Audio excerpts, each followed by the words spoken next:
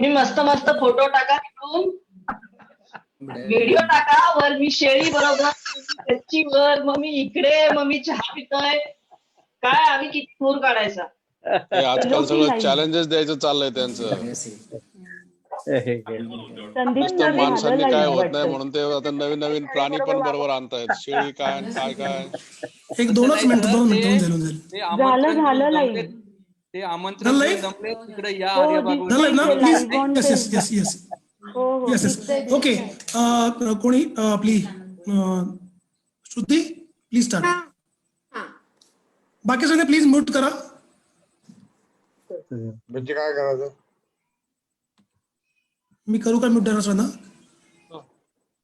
मी श्रद्धा mute करतो. हा संदीप तूच कंट्रोल घे आणि मग अनम्यूट त्यांनाच कर जे बोलला.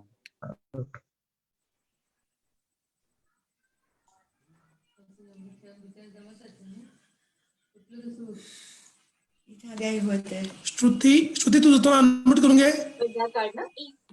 श्रुती श्रुती सुद्धा अनम्यूट करून घे. हॅलो. येस बापूंना मी करतो. बापूंना बापू तुम्ही पण अनम्यूट करा. तुमचं कोपऱ्यात आहे.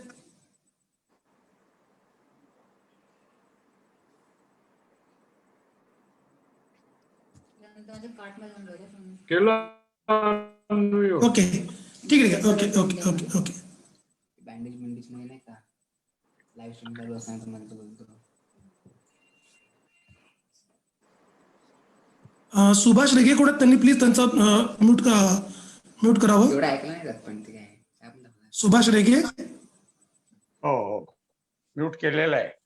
प्लीज. नाही तुमचं म्यूट नाही सर. ओके तुम्ही दिसताय मला. ओके ठीक आहे.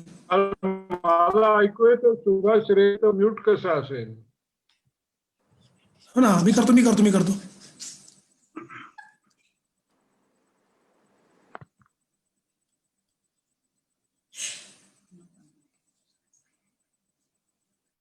ठीक आहे झालं. Okay start.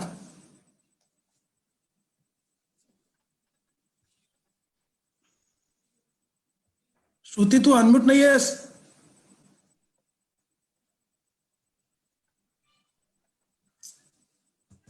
Shruti Paranjape. Hello. हा आता बोला. नमस्कार मित्रमैत्रिणींनो. आर्याबाग सांस्कृतिक कट्ट्याचा आपला हा 7वा अंक. खरं तर आजचा कार्यक्रम हा आर्याबागेत व्हायला पाहिजे. कारण या कार्यक्रमाला जी व्यक्ती आहे ती मूळ बारामतीची आहे आणि आर्याबागेवर त्यांचा खूप मोठा अधिकार आहे. आणि आर्याबागेत बसून तिथल्या सगळ्या त्या वातावरणात आपल्याला जर एक कॉफीचा कप मिळाला आणि ही जर मैफिल घडली तर खरोखर स्वर्गसुख म्हणजे काय म्हणतात ते आपल्याला सगळ्यांना अनुभवायला मिळेल. आज आपले पाहुणे आहेत प्रभाकर करंदीकर उर्फ बापू, आपले सगळ्यांचे बापू. बारामतीचा त्यांचा जन्म आहे. बारामतीतल्या अतिशय धनंदर घराण्यामध्ये त्यांचा जन्म झाला. सोन्याचा चमचा तोंडात घेऊन त्यांनी जन्म घेतला आणि अतिशय कर्तृत्ववान आणि समाजाचं खऱ्या अर्थाने धुरीणत्व करणाऱ्या आई वडिलांच्या पोटी त्यांनी जन्म घेतला. शेंबेकर बोरावके अशी बारामतीतली जी घरंदाज घराणी आहेत त्याच्यातच करंदीकर हे पण एक घराणं आहे. बापूंच्या वडिलांचं खूप मोठं कर्तृत्व हे त्यांना त्याचा वारसा लाभलेला आहे.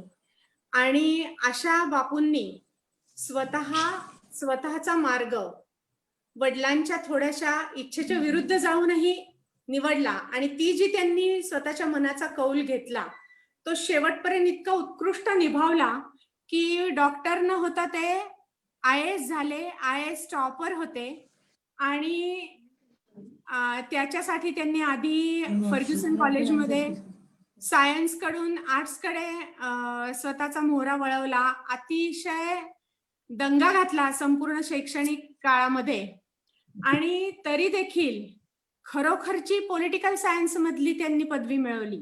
आश्चर्यचकित होऊ नका, त्यांच्याकडे खरी पदवी आहे. आणि नंतर त्यांनी लंडन स्कूल ऑफ इकॉनॉमिक्स मध्ये जाऊन अर्थशास्त्राची पण ज्ञानोपासना केली. नंतर ते सोलापूरचे जिल्हाधिकारी झाले, पुण्याचे विभागीय आयुक्त झाले. श्रुती एकच मिनिट तुला डिस्टर्ब करतोय. हा. बहुतेक बापू यातनं गायब आहेत परत. अरे बापरे. आहेत बापू आहेत. कुठे बापू? पुढे आहेत. बापू दिसतायत बापू. नक्की का? मला कुठे म्यूटला दिसून येते. त्यांचा फोन म्यूट केलेला आहे पण ते दिसतायत. मला बिलकुल पार्टिसिपंट मध्ये दिसतायत बापू. आता ऐकू येतंय का? आता ऐकू येतंय का? येते. येस, ठीक आहे. Okay, sorry. सीकॉमचे ते अध्यक्ष झाले होते. त्याच्यानंतर MIDC चे अध्यक्ष होते. त्यांनी सगळी पुणे परिसरातली जी MIDC ची डेव्हलपमेंट झालेली आहे, जे काय इंडस्ट्रियल एक्सपॅन्शन झालं, ते सगळ्याचे त्यांचं बापूंचं कर्तृत्व आहे. रस्ते विकास महामंडळाचे पण ते MD होते. हे सगळं एवढं मोठं कर्तृत्व हे त्यांनी हे स्वतःच्या मनाचा कौल हा ऐकून केलेला आहे. आणि जे आपण निर्णय घेतला तो कसा निभावायचा हे ते अन्य पुढच्या पिढीला दाखवून दिलेलं आहे.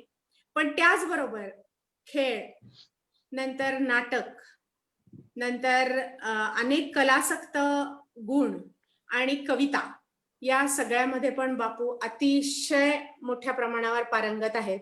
आणि त्याहूनही सर्वात महत्वाची गोष्ट म्हणजे जिंदादिल आयुष्य कसं जगावं हे त्यांच्याकडून आपण सगळेजण अनुभवणार आहोत. त्यांच्या आयुष्याचा आपण आता जो काय सगळा प्रवास ऐकणार आहोत त्याच्यातून. त्याबरोबर त्यांना साथ देणारे त्यांचे अतिशय परममित्र कल्याण तावरे आणि डॉक्टर संजीव कोल्हटकर यांनी पण हा सगळा प्रवास अनुभवलेला आहे त्यांच्या बरोबर. अतिशय त्यांनी मजा केलेली आहे आणि तीच मजा घेऊन आता ते आपल्या बरोबर येणार आहेत. नमस्कार बापू, आपलं आर्याबाग कट्ट्यामध्ये स्वागत. आणि आता ही सगळी सूत्र मी संजीव कोल्हटकर डॉक्टर आणि कल्याण तावरे यांच्याकडे देते. कल्याण बाबा बोलतील. नमस्कार सगळ्यांना. बापू नमस्कार. नमस्कार. हॅलो हॅलो हॅलो, नमस्कार. हा बापू नमस्कार. हो, बोला. वाटतंय.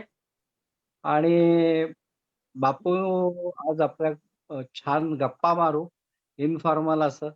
तुमचं कर्तृत्व आहेच आहे, पण आर्याबाग मधले लाडके बापू, उत्तम माणूस आणि जिंदादिल, म्हणजे खरंच हा शब्द जिंदादिल असंच आहे. तर मूळ आम्ही संजय कोल्हटकर आणि बापू बहुधा बॅचमेट असावेत. ते मला खूप सिनियर आहेत. नाही, संजय मला ज्युनियर आहे. मी 5 वर्ष ज्युनियर आहे बापूला. हो का? हा. तरी समकालीन आहेत दोघंही. हो, आम्ही एकत्र खूप होतो कारण त्याचा भाऊ माझ्या बरोबर होता. हरकत नाही. मी खूप सिनियर आहे या दोघांना, पण आम्ही तिघही एकाच गावाचे असल्यामुळं संजयवर आणि माझ्यावर जबाबदारी आली बापूंशी गप्पा मारायची. त्याच्यावर मी सुरुवात करतो. मला आठवतंय 1973 ला मी 3रीत असताना बापू IAS झाले आणि त्याची छान बातमी आली होती वर्तमानपत्रात. तर मला ते इतकं भारी वाटलं होतं की कुठेतरी बारामतीचा एक माणूस IAS झालाय. आणि ते माझ्या डोक्यात इतकी वर्ष होतं. पुढे मी थोडासा काही दिवस शासनात गेलो. त्याचं कारणही ती बापूंची बातमी असावी असं मला वाटतं. इतका बापू मला आवडले होते. पुढं बापू सोलापूर कलेक्टर किंवा पुणे डिव्हिजनल कमिशनर असताना आम्ही बापूंच्या बंगल्यावर अनेक कवी संमेलनं केली. अशोक नायगावकर असतील, अशोक बागवे असतील. दर महिन्याला एक कवी संमेलन बापूंच्या डिव्हिजनल कमिशनरच्या बंगल्यावर व्हायचं आणि ते खूप छान असायचं. इथपासून ते आतापर्यंत आम्ही खूप नेहमी भेटत असतो. तर बापूंनी थोडस त्याच्या शैक्षणिक याच्याबद्दल थोडस सांगावं. कल्याण, माझ्या शिक्षणाबद्दल फारसं काही बोलण्यासारखं नाहीये. इनफॅक्ट न बोलण्यासारखं जास्त आहे. कारण बापू लोक ते जे न म्हणतात की बोलण्याजोगं आहे तेच आम्हाला ऐकायचंय. तेच पाहिजे आम्हाला. बोलणारे असतात. बापू नाही, घरच्यांच्या विरुद्ध इच्छेला विरुद्ध जाऊन त्यांनी आर्ट्सला ऍडमिशन घेतली बापूने. आणि फर्ग्युसन मध्ये त्यांच्या आजोबांपासून सगळे फर्ग्युसन मध्ये शिकलेले. तेव्हा बारामतीत कॉलेज होतं, परंतु ते नाही पण मला 1-2 मिनिटं दिलीत तर मी बापूंच्या शैक्षणिक प्रगतीविषयी 2 शब्द बोलू इच्छितो. एक तर करंदीकर साहेबांची परवानगी घेतो. कर्नल, तुम्ही नाही बोललात तर बरं होईल, नाही त्या भानगडी बाहेर येतील. सेन्सॉर करायला लागेल. बोला. नाही खरं म्हणजे काय की माझं एक बऱ्याच वर्षांचं शल्य आहे की मी एक बापूंचा विक्टीम आहे, की मी खरंच एक अजाण आणि होतकरू मुलगा होतो आणि माझ्या आयुष्याचं पूर्णता वाटोळं करण्याचं पूर्ण श्रेय करंदीकर साहेबांना आहे.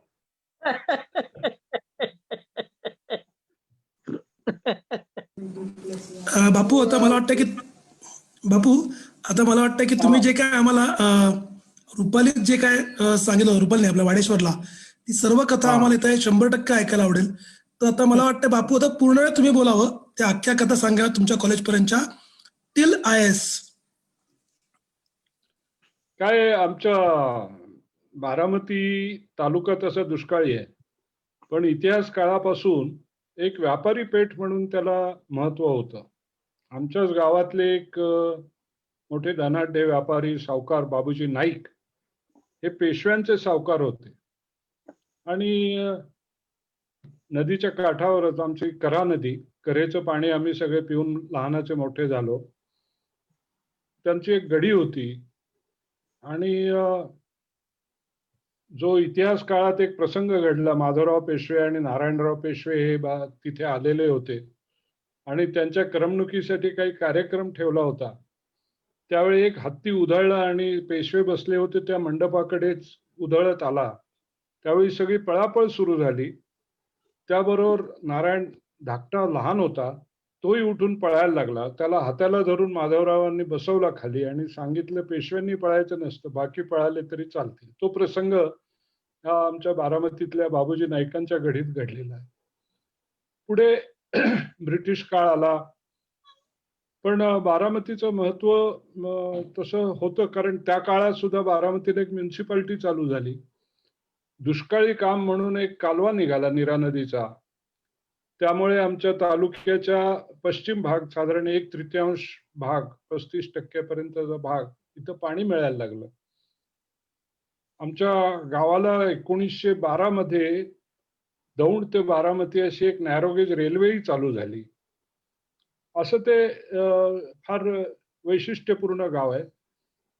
आमच्या गावातच एक अतिशय पुरातन मंदिर आहे सिद्धेश्वर, आणि त्या देवळातलं एक नंदीचं जे शिल्प आहे ते नंदीच्या शिल्पामध्ये एक वाखाणलेलं आहे. बरेच लोक ते मुद्दाम शिल्प पाहायला येतात. इतकं सुबक आणि फारच सुंदर शिल्प आहे.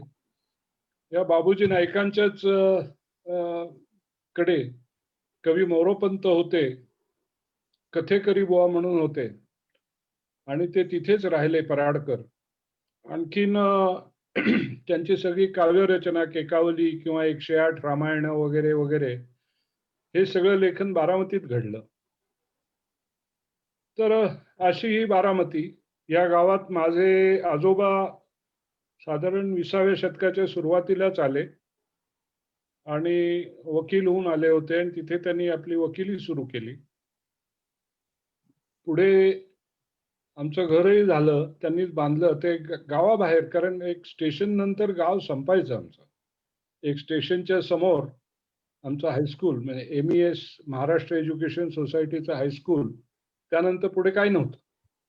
तिथे जाऊन यांनी एक जमीन घेतली आणि घरच बांधून टाकलं आणि ते तिथे राहायला गेले गावाबाहेर.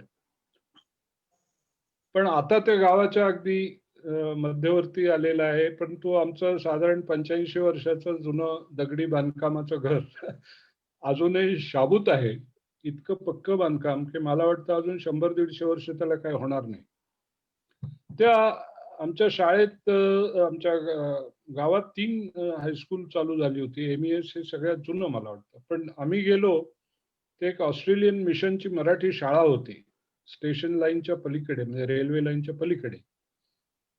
तिथेही आमचं असंच होतं, कारण आमचं एकत्र कुटुंब. माझ्या घरात मला सख्या 3 बहिणी, चुलत 3 बहिणी आणि नंतर एक चुलत भाऊ आणि एक भावंड असे लहान माझ्याहून.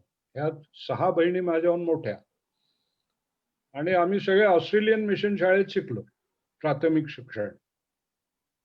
एक वर्ग एक शिक्षक अशी पद्धत होती. मला वाटतं मी 6 वर्ष त्या शाळेत होतो. 4-5 वर्ष तरी आम्हाला कोल्हटकर बाई म्हणून होत्या, म्हणजे आपल्या संजय कोल्हटकरच्या काकू.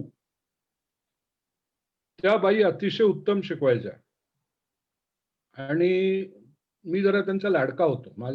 त्यामुळे त्यांच्याकडून लाड झाले. आणि आमची तुकडी फार विचित्र होती. 46 मुली आणि 4 मुलगे असे होते. त्यामुळे ती 6 वर्ष आमचा सगळा काळ मुलींच्या बरोबर, मुलींचे खेळ खेळण्यात, ते डबे खाण्यापासून सगळ्या गोष्टी करण्यात गेला. म्हणजे हुतुतूपेक्षा लंगडी, काचा पाणी वगैरे असले खेळ. नंतर एक गजगे म्हणायचे, त्याला मला वाटतं सागरगोटे, शहरी भाषेत त्याला सागरगोटे म्हणतात, त्याला आम्ही गजगे म्हणायचो. तर ते सुट्टीच्या काळात मुलींच्या बरोबर बसून आम्ही गजगे सुद्धा खेळलेलो आहे. मग पुढे मी MES हायस्कूलला आलो. तिथे आमचा सेक्स रेशो खूप सुधारला, म्हणजे 40 मुलं आणि 20 मुली असं झालं. तर मग पुढे अनेक गोष्टी करायला लागल्या. मला आमच्या शिक्षकांचा त्यावेळेस फार दरारा असायचा. त्यामुळे एखादी ऑर्डर सोडली. तसंच मला एक वर्षी आमच्या NCCचे बडवे सर होते, त्यांनी वडिलांना सांगितलं, बापूला सांगा NCC द्यायला, की झालं. दुसरं म्हणजे काय अपील नाही. तसंच आमच्या 2 शिक्षिका होत्या. एक कुलकर्णीबाई, त्या आमच्याच वाड्यात खरं म्हणजे भाडेकरू म्हणून राहायच्या, पण त्या घरातल्याच होत्या. त्या जाईपर्यंत आणि त्यांच्या पुढच्या पिढीबरोबर आमचे अतिशय जवळचे संबंध टिकून आहेत. तर त्या बाईंची हुकूमत सगळी चालायची माझ्या शैक्षणिक कारकिर्दीवर. कोणीतरी सांगितलं याचं इंग्लिश सुधारायचं, तर जरा तरखडकर भाषांतर मला लावा. त्या इंग्लिश शिकवायच्या. त्या म्हणाल नको, ते मराठी धाटणीचे इंग्लिश नाही, त्यांनी इंग्लिश माणसासारखं इंग्लिश लिहायला पाहिजे. म्हणून ह्या बाईने माझा काहीच संबंध किंवा गुन्हा नसताना रेन अँड मार्टिन नावाचं एक त्यावेळेचं व्याकरणाचं एक पुस्तक होतं जुनं, ते पुस्तक घेऊन मला इंग्लिश व्याकरण शिकवलं. त्याचा पुढे फार फायदा झाला, ही गोष्ट वेगळी. पण तेव्हा मात्र डोळ्यातनं पाणी टपकलं. एवढं करून त्या बाई थांबल्या नाही. तेव्हा टिळक महाराष्ट्र विद्यापीठ नावाच्या इंग्लिशच्या परीक्षा व्हायच्या, त्या परीक्षा नाही बसवलं. ते सगळं उन्हाळ्यात काम चालायचं. मग आमच्या मराठीच्या वाटवेबाई, अतिशय उत्कृष्ट शिक्षिका, त्यांनी ते हातात घेतलं आणि 3वीच्या मराठीच्याही परीक्षा मला बसवलं. आणि ते शाळा संपल्यानंतर 1 तास फक्त त्या आणि मी एकटाच विद्यार्थी, अशी आमची शिकवणी चालायची. तर अशा सगळ्या वातावरणातनं मी एकदा यशस्वी झालो. भरपूर मार्क पडले. बारामती सेंटरला पहिला, शाळेत तर पहिला. आणि आमच्या तालुक्यात त्यावेळेला SSCची फार सेंटर चालू झालेली नव्हती.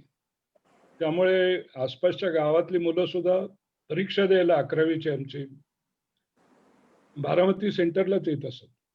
पुढे मग अनेक शाळा वाढल्या, सेंटर वाढली, तो सगळा भाग नंतरचा.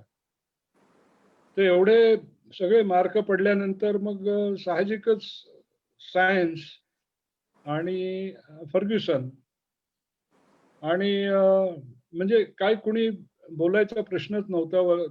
माझी एक सखी आणि एक चुलत बहीण त्यावेळेस होतीच फर्ग्युसनला. त्यामुळे ते ऑटोमॅटिक तिथे गेलो. पण तिथे गेल्यावर मला वाटतं माझे जरा कान लांब झाले. आणि मग मी भलभलत्याच गोष्टीत रंगायला लागलो. आमच्या घरातले संस्कार असे होते, वडील गांधीवादी 42च्या तुरुंगात गेलेले चळवळीतले, आणि त्यांची मतं सगळी उदार मतवादी होती. आईचा ओढा जास्त अध्यात्म, ती स्वतः कीर्तनही करायची आणि त्या काळात कर्वेला जाऊन ते ग्रॅज्युएट झालेली होती. त्यामुळे शिक्षणावर जास्त लक्ष, आणि संगीताची आवड होती, आईलाही होती, वडिलांनाही होती. ते हे थोडेसे संस्कार होते जवळ. आणि आमच्या घरात दुसरा मोठा संस्कार म्हणजे नाटक. म्हणजे आमच्या गावात एक रिमांडो म्हणून संस्था आहे, तिच्या संस्थापनेपासून माझे वडील आणि आई त्याच्याशी निगडीत होते. आणि त्या रिमांडोमच्या मदतीसाठी, त्या इमारत निधीसाठी म्हणून दरवर्षी गावात एक हौशी नाट्य प्रयोग व्हायला लागले. आणि ज्या काळात अजूनही व्यावसायिक रंगभूमीवर जेमतेम स्त्रियांनी स्त्री भूमिका करायची पद्धत चालू झालेली होती, लहान सहान गावातले ते शक्यच नव्हतं.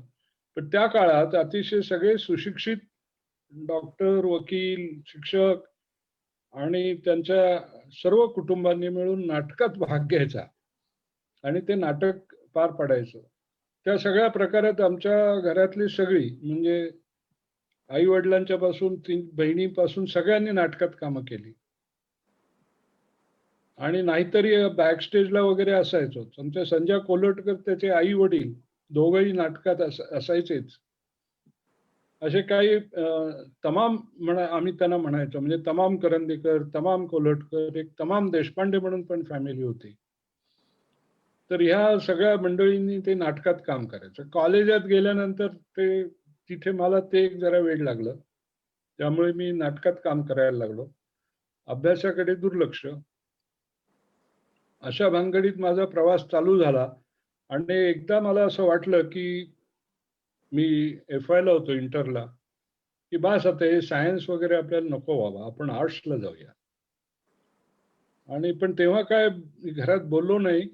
आणि इंजिनिअरिंग कॉलेजला ऍडमिशन आली होती, ती घेतली नाही. घरात सांगितलंच नाही मला, कारण मला इतके काही टॉपचे मार्क नव्हते. पण त्यावेळेला असं व्हायचं की इंजिनिअरिंग कॉलेजला ऍडमिशनला खाली वेटिंग लिस्ट असायची, आणि बहुतेक IITला सिलेक्ट झालेली मुलं गेली की आमचे खालचे नंबर वर यायचे.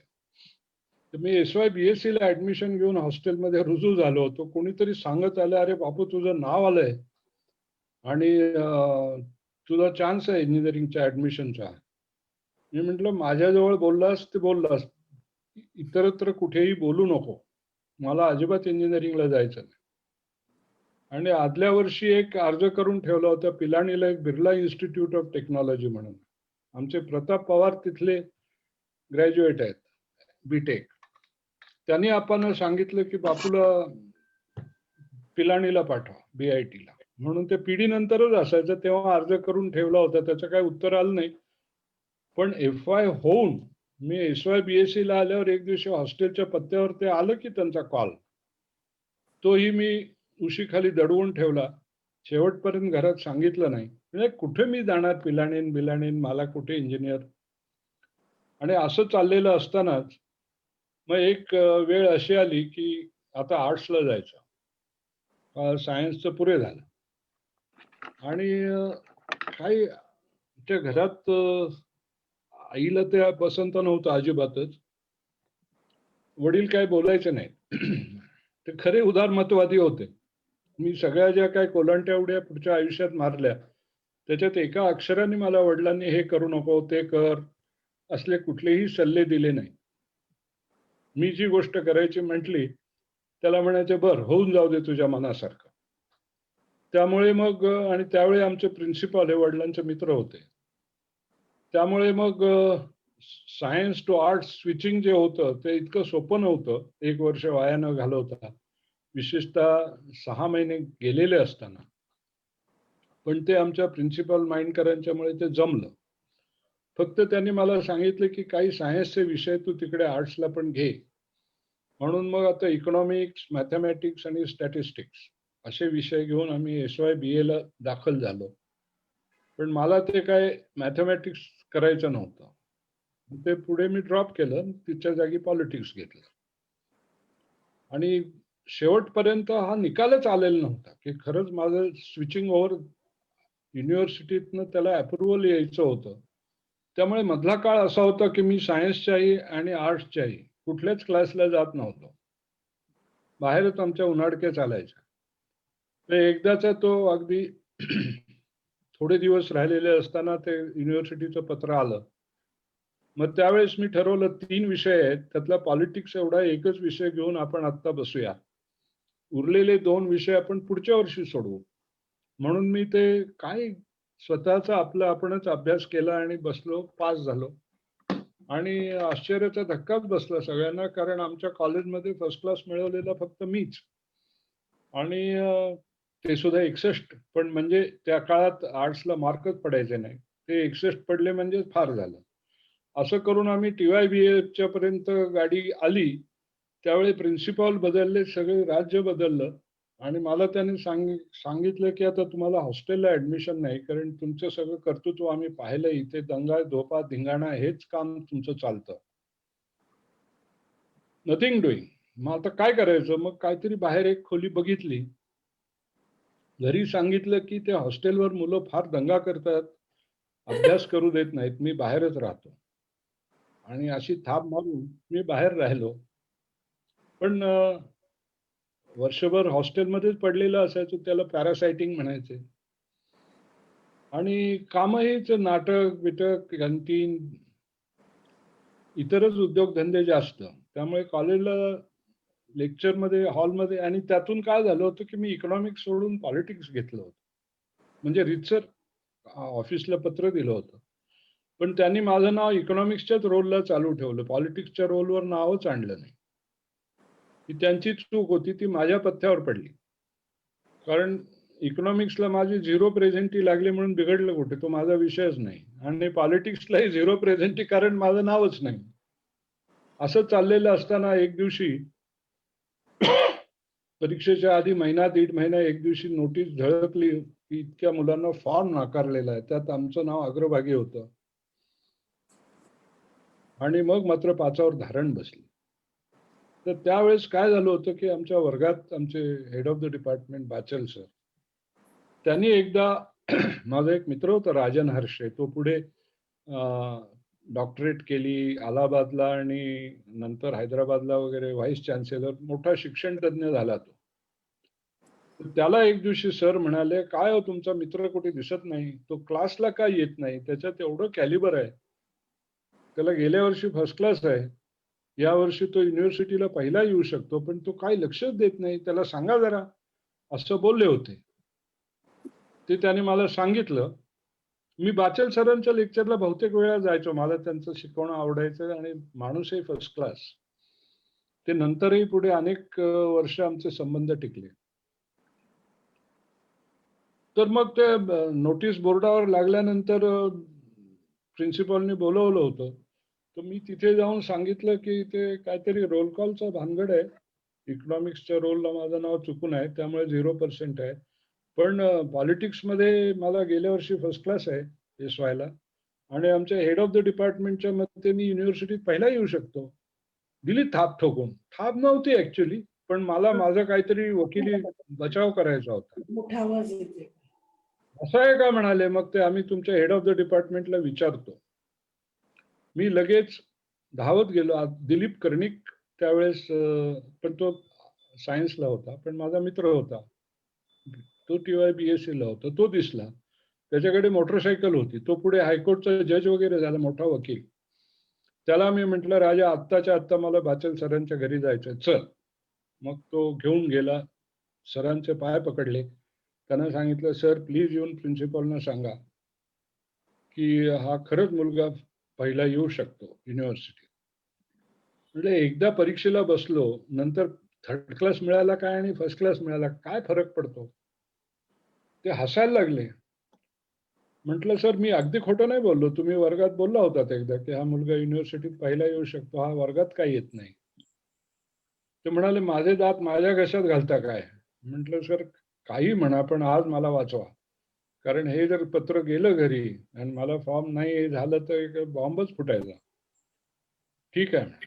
पण त्या आमच्या कॉलेजच्या ऑफिस मधले जे ऑफिस सुपरिटेंडेंट होते ते माझे दोस्त होते. त्यांच्याकडे मी जाऊन सांगितलं की ते असं असं काहीतरी तुम्ही पत्र टाईप करून घरी पाठवलं असेल, म्हणजे पोस्टात पडायचं असेल ते मलाच द्या, मी पाठवतो घरी. ते हसायला लागले. ते म्हणाले का? अहो म्हटलं सरळ आहे ना, हे पत्र घरी जाऊ नये अशी माझी इच्छा. 1-2 दिवस वेळ काढला ते एखाद वेळेस मला फॉर्म मिळेलही, काय सांगता येतं. पण बाचल सरांच्या रद्दबदलीमुळे मला फॉर्म मिळाला आणि त्या वर्षी मी TYBA चे सगळे पेपर दिले. इकॉनॉमिक्स ऑक्टोबरला सोडवलेलं होतं आणि नंतर एप्रिलमध्ये स्टॅटिस्टिक्सही देऊन टाकलं. आणि त्या काळात कॉलेजचा रिझल्ट पेपरमध्ये येत असे सकाळमध्ये. आणि तसं आम्ही आपलं सकाळी घरी बसून बघितलं, माझं सेकंड क्लासमध्ये नंबर वगैरे होता. त्यामुळे ठीक आहे. आई फार नाराज झाली होती.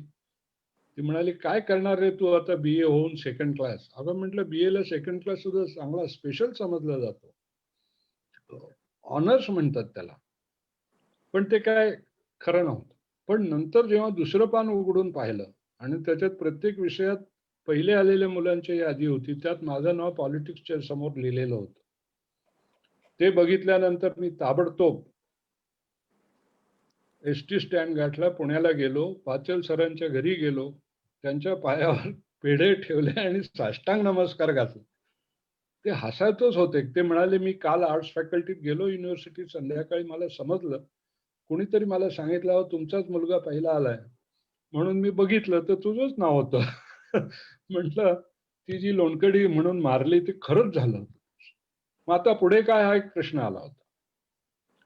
त्यावेळेस काही नक्की ठरवलेलं नव्हतं काय करायचं वगैरे. आणि बहुतेक लॉला जावं असा एक विचार होता. कारण लॉला फारच रॉयल काम असायचं. कधी सकाळी 7 वाजता 7 ते 10 कॉलेज, त्याला काही जायची गरज नसायची क्लासला. उरलेला दिवस रिकामा सगळ्या रिकामटेकड्या गोष्टी करत बसायला, असं माझ्या डोक्यात होतं. तेव्हा आमचे फॅमिली फ्रेंड शरद पवार आमच्या वडिलांना भेटले.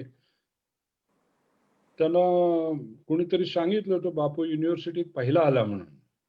तर ते म्हणाले अरे वा फार चांगलं झालं, मग आता तो काय करणार आहे? तो वडील म्हणाले काय करायचं त्यांनी ठरवलंय मला माहिती नाही. ते म्हणाले असं करा, त्याला मुंबईला जमनालाल बजाज म्हणून इन्स्टिट्यूट आहे, तिथे MBA ला ऍडमिशन देऊया आपण. तर तेव्हा त्या काळात आय एम टॉकिंग अबाउट 1965-69, तर ते MBA वगैरे फारसं काय कोणाला माहित नव्हतं. मलाही नेमकं माहित नव्हतं MBA म्हणजे काय असतं, तो कोर्स कसा करतात आणि त्याच्या पुढे प्रॉस्पेक्ट काय, काही माहित नव्हतं. पण तरी आता आप्पा म्हणाले अरे त्याने बोलवलंय मुंबईला तर तू जा आणि बघ कसली जमनालाल बजाज इन्स्टिट्यूट आहे, काय आहे प्रकरण, जरा बघून ये. एकदम त्यांना नाहीतरी कसं म्हणायचं, ते त्यावेळेस मंत्री होते. मग आम्ही गेलो आणि मी त्यांना सांगितलं की मी काय ते फॉर्म बिम भरला नाही, त्यांचे ऍडमिशनची प्रोसेस केव्हाच चालू झाली, संपत आली आहे. आता कोण मला शक्य नाही तिथे फॉर्म भरणं. ते म्हणाले तुला कशाला फॉर्म भरायचा, एक प्लेन पेपरवर फक्त तू अर्ज लिहून दे आणि तुला मॅनेजमेंट कोट्यातनं मी ऍडमिशन मिळवून देतो. युनिव्हर्सिटीत पहिला आलेला मुलगा आहेस तू, तुला काय नाही म्हणतात ते. मग होय नाही करत मी तो अर्ज लिहून ठेवला, त्यांच्या PNच्याकडे दिला आणि जमनालाल बजाज इन्स्टिट्यूट बघायला गेलो. ते बघितल्यानंतर मला ते सगळं वातावरण फारच वेगळं वाटायला लागलं, हायफाय वाटायला लागलं. मी अगदीच तसा खेडेगावातला मुलगा होतो, जरी पुण्यात शिकलो असलो तरी. ते मुंबईतलं जमनालाल बजाजचं तो सगळं थाटमाट आणि तिथलं वातावरण, मुलं वगैरे बघितल्यावर मला म्हटलं आपलं काय इथे खरं नाही, आपल्याला नेमकं MBA म्हणजे काय ते सुद्धा धड माहित नाही. मग मी परत जाऊन त्यांच्या PAला सांगितलं नाही माझा विचार बदललाय, तो माझा अर्ज परत द्या आणि साहेबांना सांगा की मी काय ते MBA ला वगैरे जात नाही. मग जाऊन गपचूप पुण्याला लॉ कॉलेजला ऍडमिशन घेतलं आणि तिथे माझं सुखेनेव आयुष्य चाललं होतं. नाटकं, सिनेमे, गाणी ऐकायची. सवाई गंधर्वला गाणं कळत काही नव्हतं, पण उगाच जाऊन बसायचं 3-4 दिवस रात्री धिंगाणा. आणि तो आवडायचा. आणि आमच्या लॉ कॉलेजच्या बरोबर समोर एक पंडित म्हणून राहायचे, ते आशियाना म्हणून त्यांचा बंगला होता. ते एकदा आम्ही असे रात्री कुठेतरी भटकून परत येत असताना एक गाण्याचा आवाज येत होता, म्हणून आम्ही तिथे फुटपाथवरच बसून गाणं ऐकलं. ते होतं भीमसेन जोशी गायला बसले होते. ते असंच 12-1 पर्यंत गात होते आणि त्यांचा आवाज बिवाज दणदणीत असल्यामुळे त्या बंगल्याच्या बाहेर सुद्धा गाणं स्वच्छ ऐकू येत होतं. म्हणजे एक तंद्रीच लागल्यासारखं झालं. नंतर मी दुसऱ्या दिवशी माझ्या मित्राला विचारलं, तुला माहितीये का रे ते भीमसेन जोशी कुठे राहतात? तो म्हणाला, काढता येईल पत्ता, पण तुला काय करायचंय? काय म्हटलं, गड्या मी काल त्यांचं गाणं ऐकलं, मला वाटतं आज आपण त्यांची शिकवणीत लावावी. वेडाबिडा झालास का? तुला काय त्यातलं गाण्यातलं ओ का ठो कळत नाही, तू एकदम उठून भीमसेन जोशींच्या कधी शिकवणीला जातो? नाही म्हटलं, माणूस फारच भारी आहे, असं गाणंच ऐकायला मिळत नाही, आपण शिकावं ना. पण भीमसेन जोशींच्या सुदैवाने तो कार्यक्रम झाला नाही, तो तिथेच रहित झाला. पुढे असंच लॉ कॉलेजला असताना एक दिवस आमचा एक मित्र टाइम्स ऑफ इंडियातली जाहिरात दाखवायला आला. ते एक नवीनच तेव्हा बँका नॅशनलाइज झाल्या होत्या आणि इंडियन बँक म्हणून तिकडची मद्रासची एक बँक होती, त्यांची प्रोबेशनरी ऑफिसरच्या रिक्रुटमेंटची जाहिरात होती आणि त्यांची कॉम्पिटिटिव्ह एक्झाम होणार होती. तर त्याने मला उगाचच चावी मारली, म्हणजे जातो का बँकेच्या परीक्षेला बसून बघ तरी काय. हा म्हटलं जातो ना, त्याला काय झालं, परीक्षा म्हटलं की मला काय टेन्शन यायचं नाही.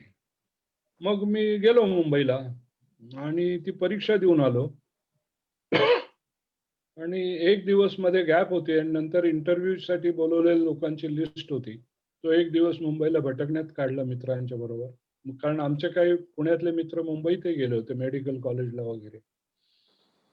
आणि मग माझं नाव इंटरव्ह्यूला आणि मी सिलेक्टही झालो. तर सिलेक्ट झाल्यावर झाली पंचायत. मला वाटायला लागलं खरंच हे झालं, करिअर फार भारी आहे, आता नॅशनलाइज करून टाकलंय बँका इंदिरा गांधींनी, याच्यात भयंकर काहीतरी मोठं होणार आहे. म्हणून मी ठरवलं की आता लॉ वगैरे पास झाला, आता बँकेत जाऊया. मग घरी गेलो आणि हा माझा निर्णय जाहीर करून टाकला.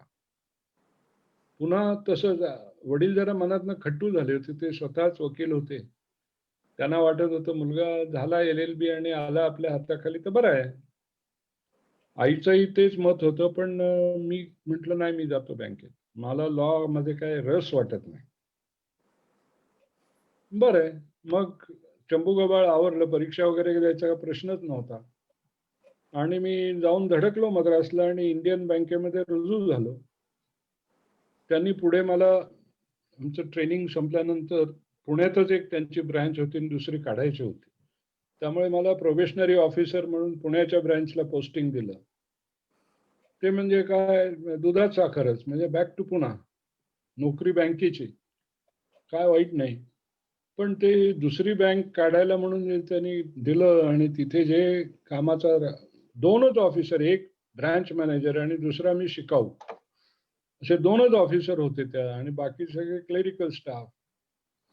मला आणि ती 2 सकाळ संध्याकाळची ब्रँच असायची, त्यामुळे इतकं काम पडायला लागलं, वेळ खूप जायला लागला. कामाचा काय प्रश्न नव्हता आणि मुख्यतः संध्याकाळची वेळ जी आपली चकाट्या पिटायची वेळ, ती सगळ्या बँकेत बसून ते काय रजिस्टर भरायची आणि कॅशबुक चेक करायचे, मी फार कंटाळलो. आणि त्यावेळेस ठरवलं की आता बास झाले, बँकेची नोकरी काय आपल्याला फसायची, आपण सोडून देऊ आणि एक्सटर्नली MA करू. म्हणून जाऊन एक दिवशी युनिव्हर्सिटीत एक्सटर्नल MAचा फॉर्मही भरून टाकला आणि मग बँकेचा राजीनामा देऊन टाकला. ते सगळा सर्वस्वी निर्णय माझा होता, त्याला काय कोणी मला सांगायला आलं नव्हतं, बोलायला आलं नव्हतं. उलट आमच्या बँकेतल्या सिनियर लोकांनी मला खूप सांगून पाहिलं की असं करू नको, फार प्रॉस्पेक्ट पुढे चांगले आहेत या जॉबमध्ये.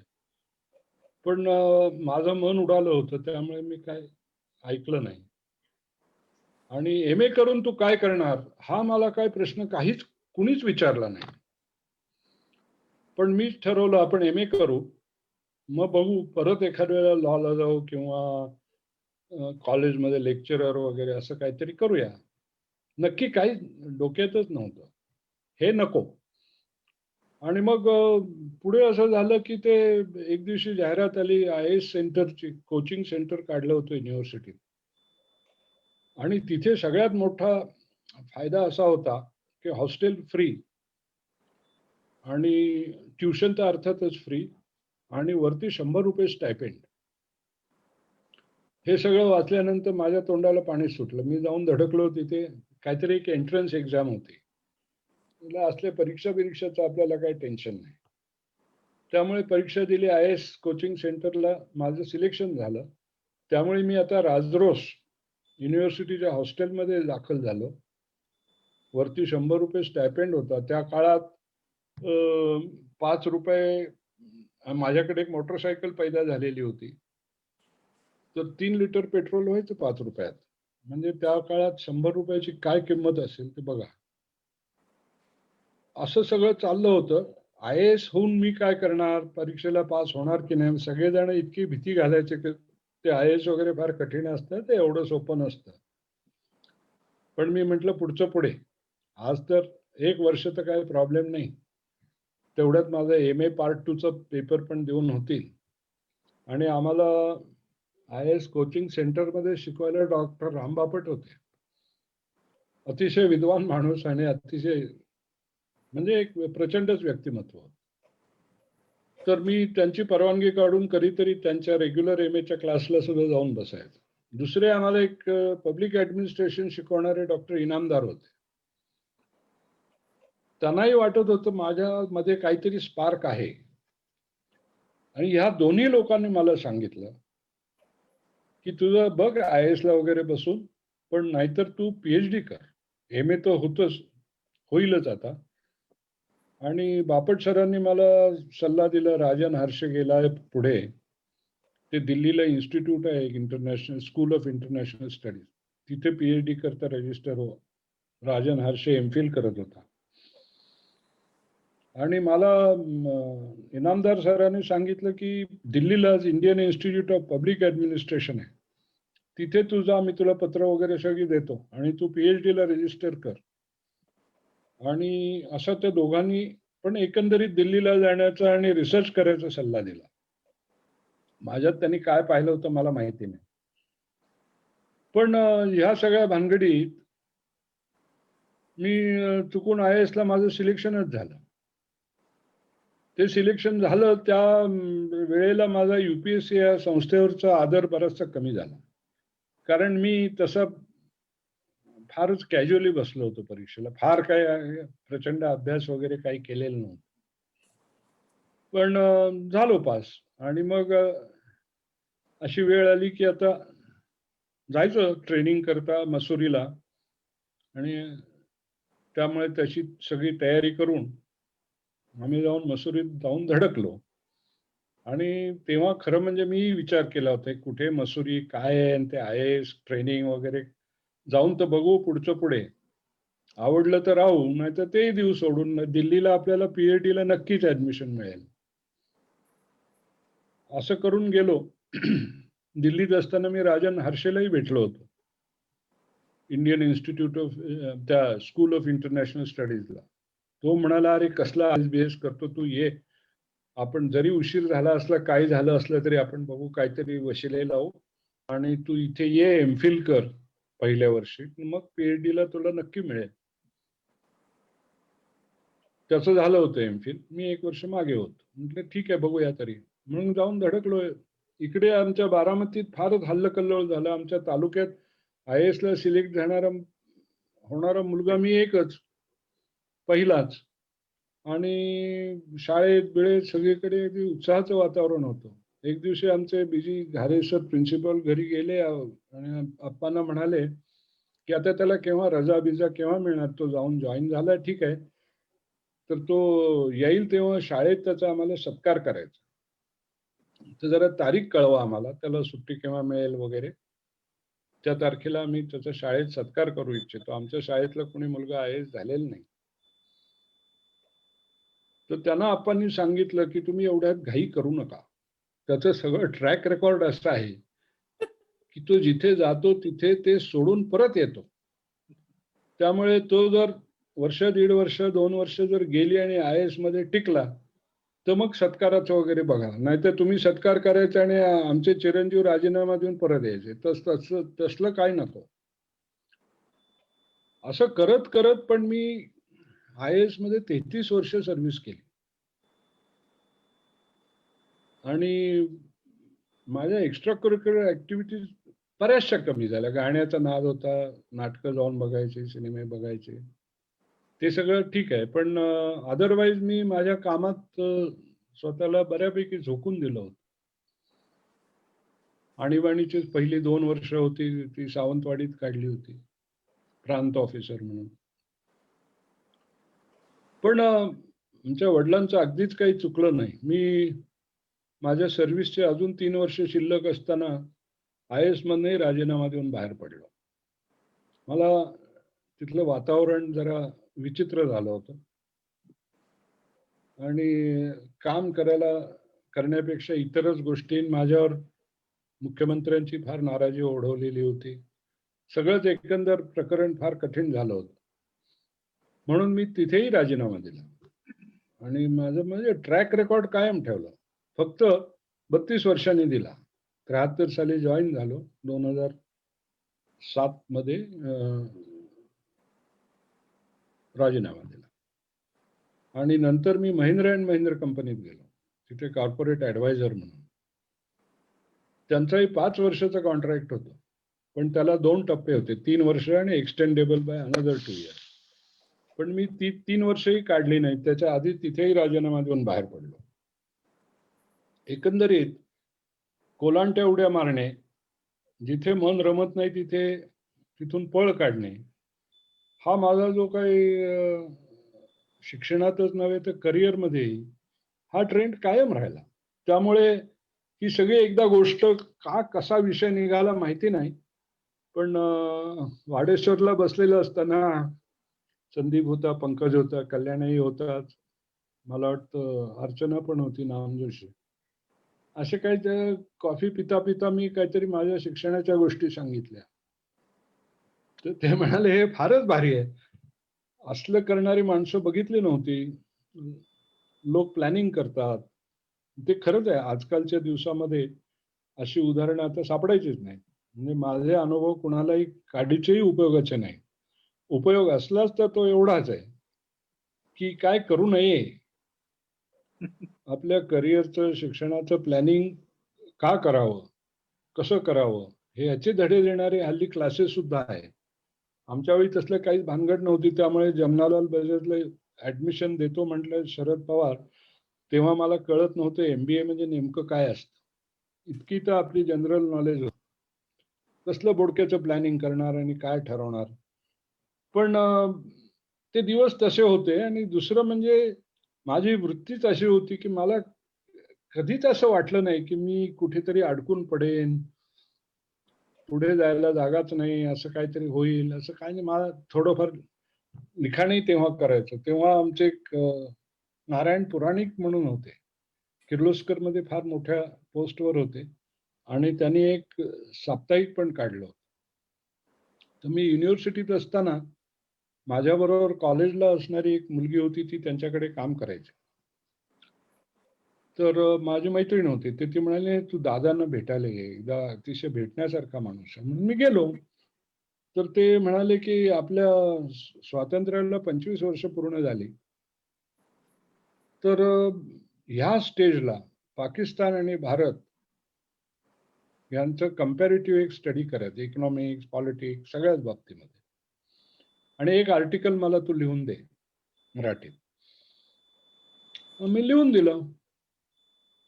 त्यांनी ते पाहिलं, जरा एडिट वगैरे करून छापून टाकलं. आणि मग मी त्यांच्याकडे जायला लागलो गप्पा मारायला. त्यांच्याकडे पुस्तकं खूप असायची वाचायला आणि अतिशय इंटरेस्टिंग माणूस.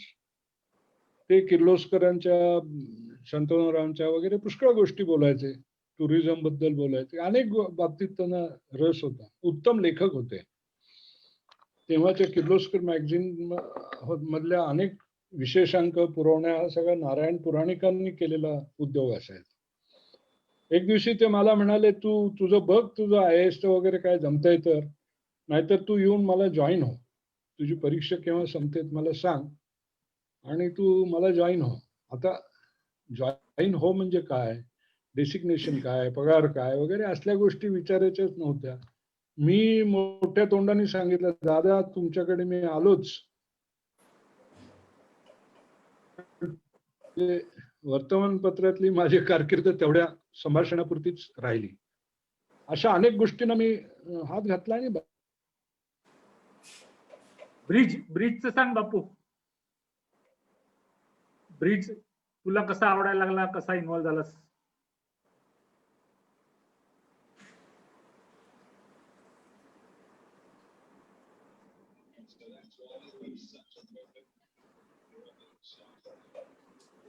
आय थिंक बापूंचं हे पुढचं हे का कनेक्शन थोडंसं दिसतंय. बापू नॅशनल ब्रिज प्लेअर आहे. फोन करावं लागेल. बापूंचं कनेक्शन बापूंची ओळख सिकॉम म्हणजे बापू असं एक इक्वेशन आहे ते. त्याच्याविषयी पण बापू बोलतात. बापूंचा फोन करू काय? बापू फोनवर आवाज आणि व्हिडिओ दोन्ही केलाय. फोनवरती बोलवते, कशा बोलवते? व्हिडिओ आहे. व्हिडिओ फ्रोज झालाय. व्हिडिओ फ्रोज झालाय. मी करतो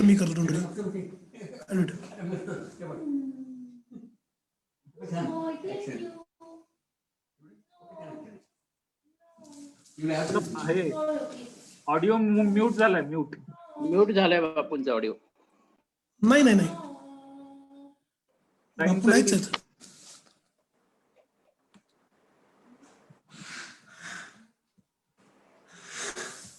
बापू तुमचं ऑडिओ म्यूट आहे. बापू तुम्हाला म्यूट काढावा लागेल, आवाज येत नाही.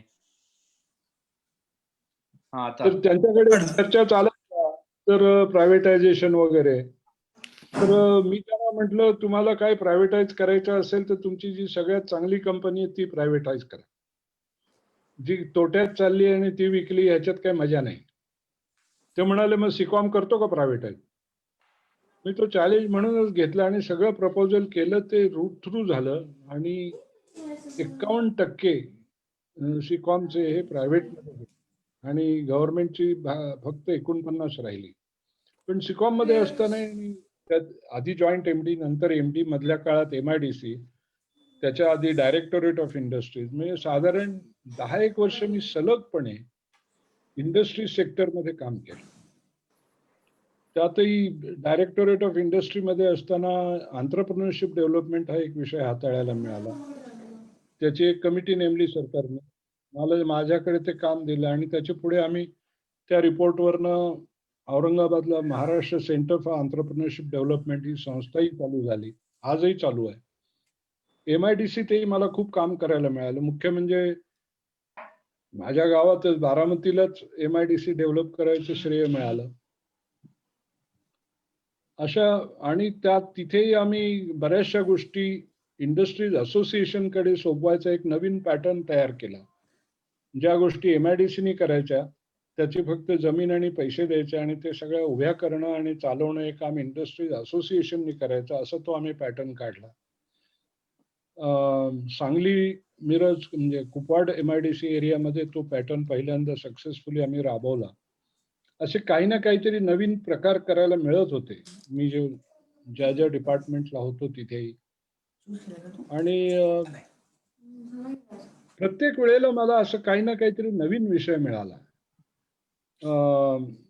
ग्रामविकास विभागाचा मी सेक्रेटरी होतो तेव्हा मला एक IFAD नावाच्या आंतरराष्ट्रीय संस्थेने चालू केलेला प्रोजेक्ट होता.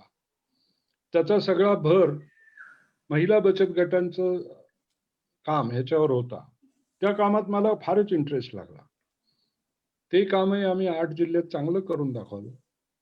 आणि नंतर पुढे पुण्याला डिव्हिजनल कमिशनर असताना 5 जिल्ह्यामध्ये 50,000 महिला बचत गट स्थापन करणं, त्यांना बँकेचं लिंकेज देणं, त्याच्याकरता आम्हाला नाबार्डचं स्पेशल प्राइजही मिळालं होतं.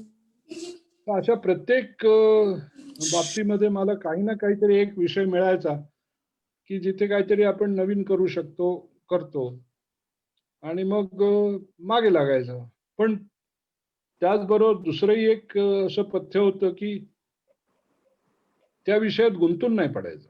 आपल्या हातात ते जोपर्यंत आलंय तोपर्यंत ते काम करायचं, काहीतरी नवीन आयडियाज लढवायच्या, प्रोजेक्ट उभा करायचा, आणि नंतर दुसऱ्या विषयाकडे काहीतरी माझं मन वळायचं.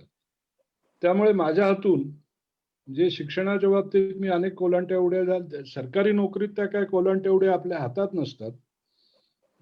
माझी दर 3-4 वर्षाला बदली तर होतच होती. पण निदान आपल्या आवडीचा विषय हाती घेणं ही कोलांटी उडी मात्र मी सतत सर्व्हिसमध्ये असतानाही मारत राहिलो. अगदी तो प्रकार आजपर्यंतही चालू आहे. आज अगदी ह्या वर्षात म्हणजे कोविड चालू झाल्यानंतर आदिवासी विकास विभागाचे एक मोठं काम होतं समितीचं, त्याचा रिपोर्ट करायचा होता. तर ते काम 4 व्हॉल्युम्स मध्ये आम्ही तो रिपोर्ट सबमिट केला. त्याच्या आधी आमच्या पुणे इंटरनॅशनल सेंटर तर्फे एक असंच पॉलिसी पेपर म्हणून तो लिहायला घेतला. तो ऑर्फन मुलांच्यावर घेतला. म्हणजे या संस्थेतनं बाहेर पडणारी जी ऑर्फन मुलं असतात त्यांना 18 वर्ष पूर्ण झाली की बाहेर पडावं लागतं, आणि त्यांचे काय हाल होतात हे मी लहानपणापासून, कारण रिमांड होम हे आमचं दुसरं घरच होतं, त्यामुळे तिथून बाहेर पडणारी जी मुलं होती ती त्या सरकारी नियमाप्रमाणे 18 वर्ष झाली की बाहेर पडायची. त्यांना घरदार, जे अगदी ऑर्फन असतील त्यांना तर आईबाप घरदारही काही नाही, म्हणजे ते थेट उठून रस्त्यावरच यायचे मुलं. शिक्षण धड झालेलं नसायचं, हातात काही स्किल नसायचं. तरी ही त्यांची अवस्था पाहिली होती, त्यामुळे मी त्याच्यावर एक पॉलिसी पेपर तयार केला. पण ती अशा कोलांट्या एवढ्याच होत्या. आदिवासी विकास विभाग काय किंवा ऑर्फन मुलांचे प्रश्न काय, याचा एकाशी दुसऱ्याचा काही संबंध नाही. पण त्या वेळेपुरतं स्वतःला झोकून द्यायचं, खूप वाचन करायचं, त्या क्षेत्रातल्या अनेक लोकांना जाऊन भेटायचं, इंटरव्ह्यूज घ्यायचे, त्यांच्या कल्पना काय आहेत ते समजावून घ्यायच्या, आणि आपल्याला काय योग्य वाटेल ते पुन्हा आपल्या रिपोर्टमध्ये लिहून मोकळं व्हायचं. आणि ते झालं की त्याच्यावर पाणी सोडून बाजूला व्हायचं, त्याच्यात गुंतून पडायचं नाही, असं माझा सुरुवातीपासूनच काय एक स्वभाव धारणा होती. आणि मग आपले छंद मात्र, मला ब्रिज खेळायचा फार नाद लागला, तोही एक छंद सांभाळला. मग त्याच्याही national tournament, state level tournament जाऊन खेळायच्या. काही वेळेला बक्षीस मिळायची, पण बक्षीस मिळवण्यापेक्षा तिथे जाणं, खेळणं, आणि एक त्याचा फार आनंद अजूनही मी घेतो. हल्ली मी जास्त कॉम्प्युटरवर बसून खेळतो, पण एक ब्रिजचा नाद लागला होता. गाणं मला ऐकायला नेहमीच आवडायचं. आणि पुण्याला डिव्हिजनल कमिशनर असताना आमची एक जवळपास बंद पडलेली एक संस्था होती, अल्पबचत भवन. तिथे आम्ही बरेच पैसे खर्च करून त्याचं सगळं नूतनीकरण केलं. एक छान हॉल झाला, अनेक इतरही सुखसोयी झाल्या, आणि तिथे आम्ही गाण्याचे प्रोग्राम करायचो, उत्तमोत्तम गाणी, आणि ती निमंत्रितांना मुक्त प्रवेश, आणि त्याला स्पॉन्सरशिप कुठून तरी घ्यायची. पण तेव्हा तिकीट नाही म्हटल्यानंतर हे सगळे मोठे मोठे आर्टिस्ट, म्हणजे संजीव अभ्यंकर, अश्विनी भिडे, किंवा आम्ही सुगम संगीताचेही कार्यक्रम केले, असे अनेक मोठे मोठे आर्टिस्ट आमच्याकडे अगदी कमी पैशामध्ये येऊन काम परफॉर्मन्स देत असत. कारण त्यांना माहित होतं हे तिकीट वगैरे काही नाहीये. शहराच्या त्या भागात शास्त्रीय संगीताची आवड निर्माण करणे एवढा एकमेव हेतू आमच्या पुढे होता. तर अशी काही कामं करायला मिळाली नाही असं नाही, त्याचंही समाधान खूप मिळालं.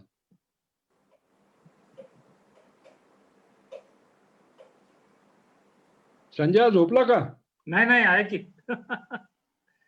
ह्या सगळ्या तुझ्या वळणावर इतकी वळणं घेतलीस आयुष्यात, इतके प्रकार बघितलेस, पण ह्या सगळ्यात तुला आवडलेलं किंवा तुला भावलेलं वळण कुठलं आहे? वळणाचाच प्रश्न आहे तो. पण खरं सांगू का, मला त्याच्या वेळी ते फार आवडायचं.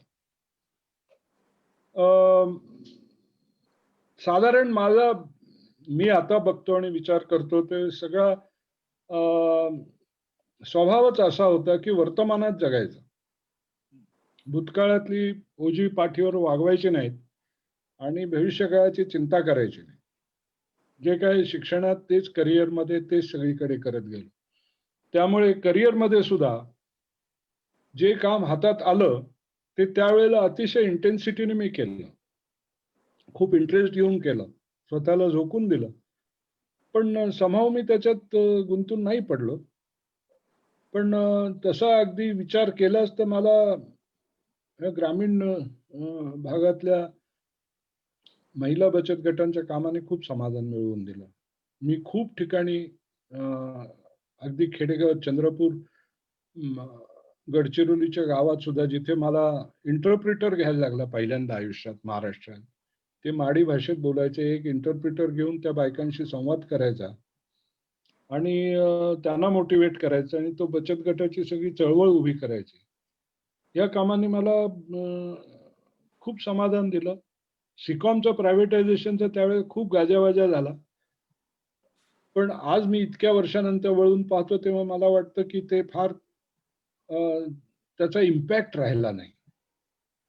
आणि महिला बचत गटांच्या कार्यक्रमाचा खूप इम्पॅक्ट राहिला. कारण एक सिकॉम पासून सुरुवात केल्यानंतर दुसरी, तिसरी, चौथी, पाचवी अशा पब्लिक सेक्टर अंडरटेकिंगचं प्रायव्हेटायझेशन व्हावं अशी अपेक्षा होती, शरद पवारांची होती आणि आम्ही त्यात काम करत होतो, आमचीही होती. पण ते घडलं नाही, म्हणजे त्याचा इम्पॅक्ट तेवढा राहिला नाही. पण महिला बचत गटांचं तसं झालं नाही. ती चळवळ आणि ते काम पुढे चालू राहिलं. पुढे आमच्या पुणे विभागातल्या 5 जिल्ह्यात 50,000 बचत गट उभे राहिले. ही काही लहान सहान आकडा नाही.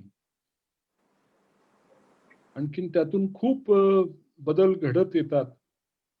महिला सक्षमीकरण वगैरे सगळं आपण प्लॅटफॉर्मवरनं बोलतो, पण त्याला एक इकॉनॉमिक्स सुद्धा जोड असावी लागते आणि ती जोड मिळवून द्यायचं काम मोहम्मद युनूस हा माझ्या मते जगातला सगळ्यात मोठा क्रांतिकारक बांगलादेशचा, ज्याने ही मायक्रो फायनान्सची आणि महिला बचत गटांची सगळी सुरुवात केली. तो माझ्या पुढे असलेल्या काही आदर्शांच्या पैकी एक. तेव्हाही एकदा झालं होतं, माझ्या डोक्यात आलं होतं तेव्हाच, IAS सोडून बांगलादेशला जावं आणि मोहम्मद युनूसच्या संस्थेत काम करायला मिळावं त्यांनी जर घेतलं तर. अशी एक भन्नाट आयडिया त्या काळात येऊन गेली होती माझ्या मनात. पण जर आपण वर्तमानात जगायचं ठरवलं तर हा नुसता करिअरचा किंवा शिक्षणाचा प्रश्न नाही. रोजच्या जगण्यातही मला वाटतं ही गोष्ट फार महत्वाची आहे. आपण फार वेळेला भूतकाळात गुंतून पडतो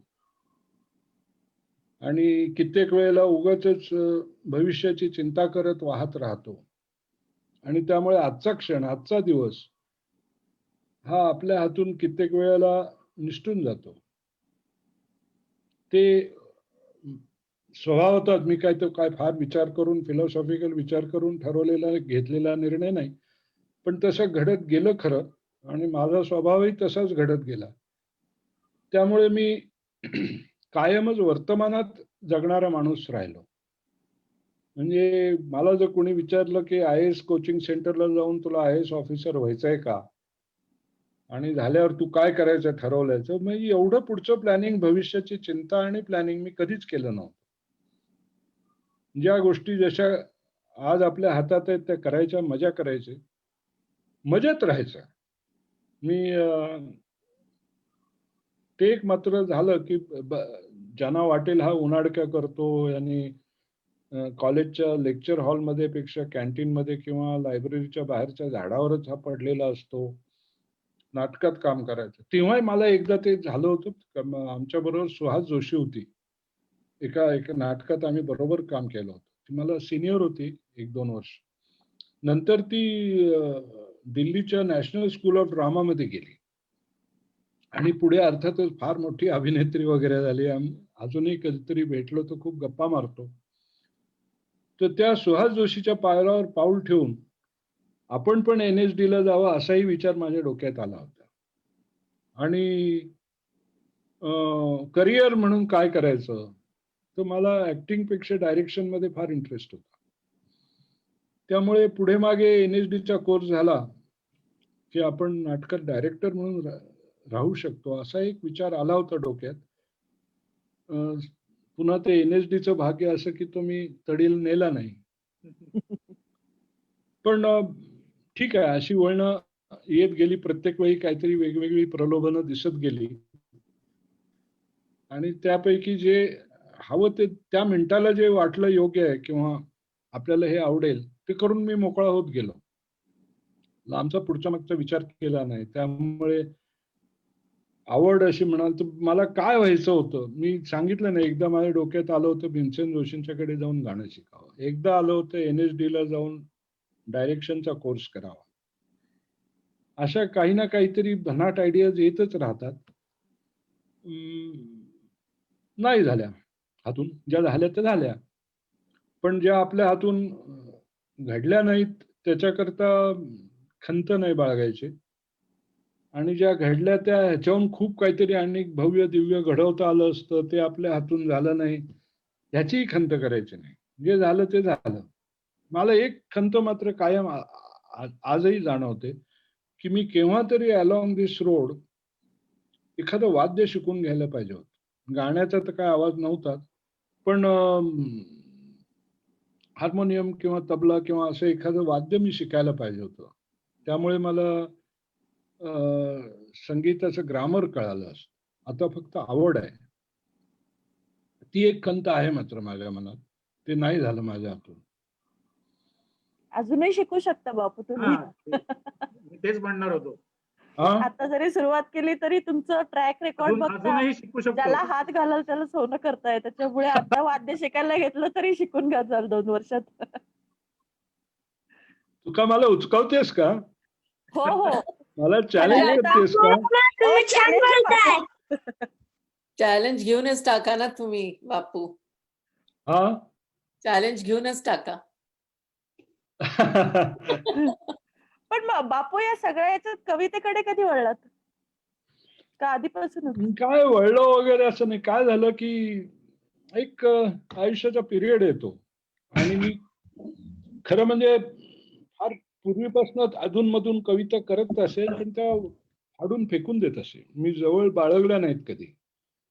पण एक साधारण पिरियड असा आला की तेव्हा मायबोली पोर्टल फार जोरात चालायचं. समाव मी तिथे गेलो आणि तिथे वैभव जोशी वगैरे असे अनेक लोक होते.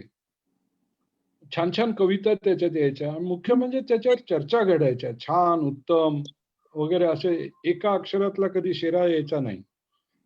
उलट सुलट चर्चा व्हायच्या, हे असं का लिहिलं, ते तसं का नाही लिहिलं. आणि त्यामुळे मी माझ्या काही कविता तिथे पोस्ट करायला लागलो.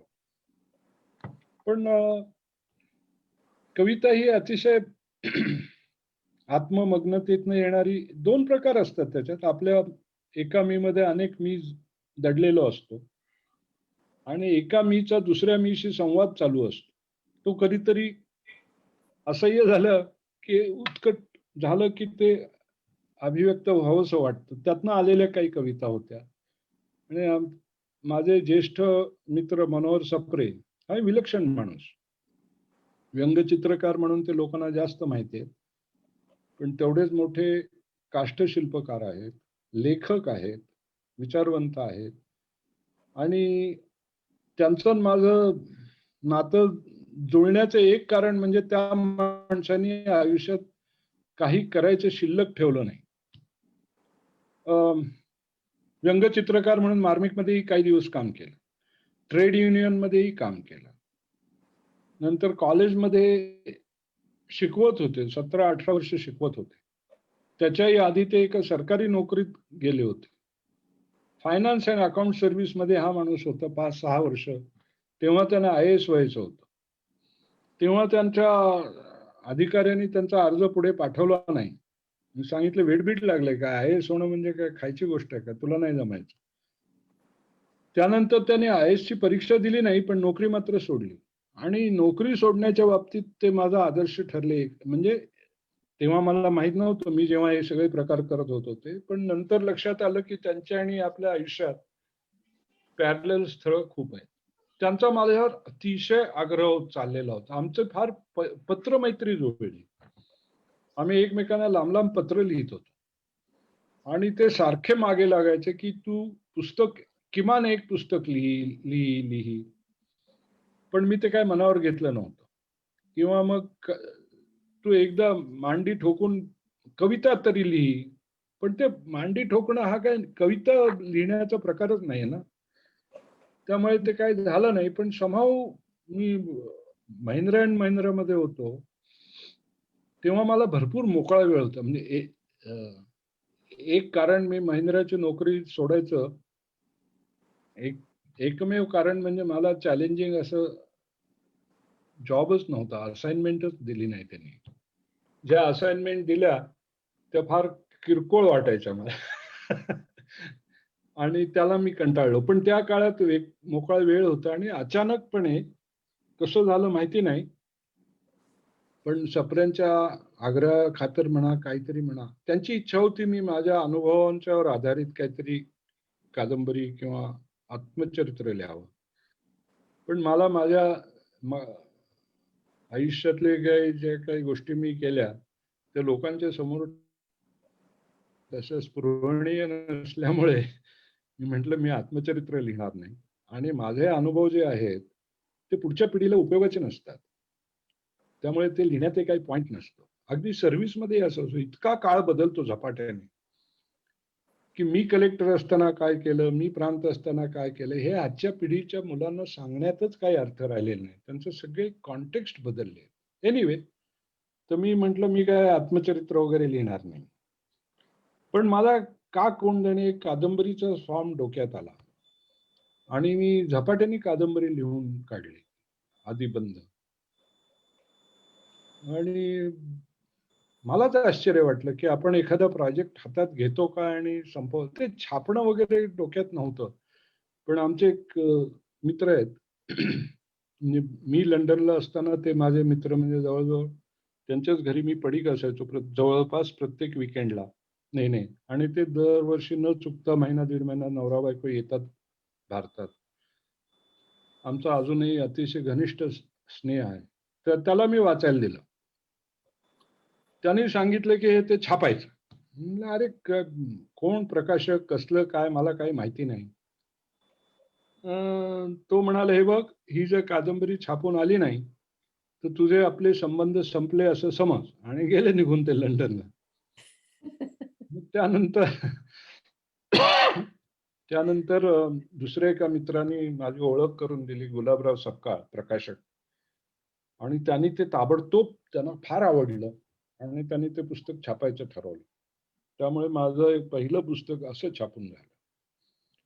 आणि कविता मात्र मी छापण्याच्या विरुद्ध होतो. माझ्या कविता कुठे प्रसिद्धही झाल्या नाही. माझी छापून आलेली एकमेव कविता, म्हणजे पुढे काव्यसंग्रह झाला ते सोडा, पण एक कविता किरणनी त्याच्या किशोर मासिकातच छापून टाकली. ती काय मी बालकविता म्हणून लिहिलेली नव्हती, पण बालकाच्या मनोभूमिकेतनं लिहिलेली होती. त्याला ती आवडली, त्याने ते छापून टाकली. ती माझी प्रसिद्ध झालेली पहिली आणि तशा अर्थाने शेवटची, मग एकदम कविता संग्रहच झाला. मला माझ्या कविता प्रसिद्ध व्हाव्यात असं तेव्हा वाटत नव्हतं. का कोण जाणे, हे फार लिहिणं फार पर्सनल आहे असं मला वाटायचं.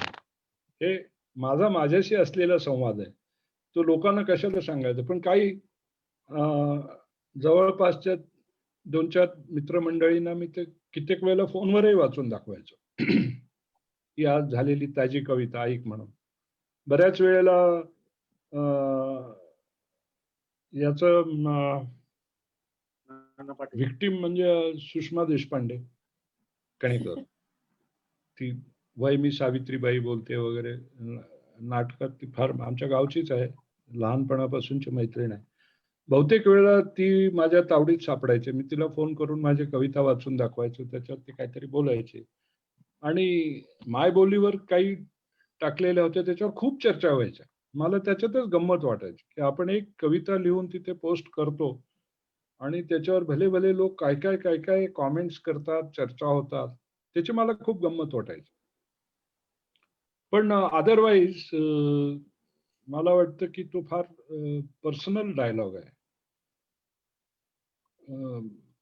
काय झालं की ते माझ्या 2 कादंबऱ्या झाल्या, तिसरं तर मी अनुवाद केला, कारण मला ती स्टोरीच इतकी माझ्या मानगुटीला बसली, अरुणिमा सिन्हाची.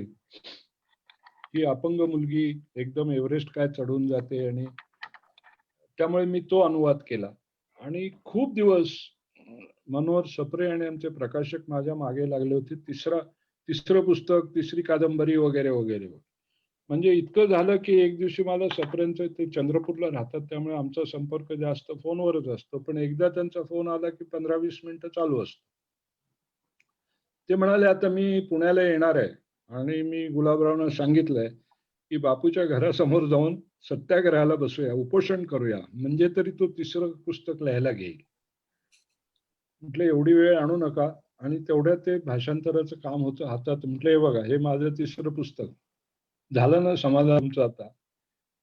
पण काही तिसऱ्या कादंबरीचा विचार केला होता, पण तो अजून काही प्रत्यक्षात आलेला नाही. आणि त्याच्याबद्दल गुलाबराव फार मागे लागायचे, म्हणून मी त्यांना म्हटलं तुम्ही आता मला एवढं टुमणा लावताय तर मी तुम्हाला कविता देतो, छापता का?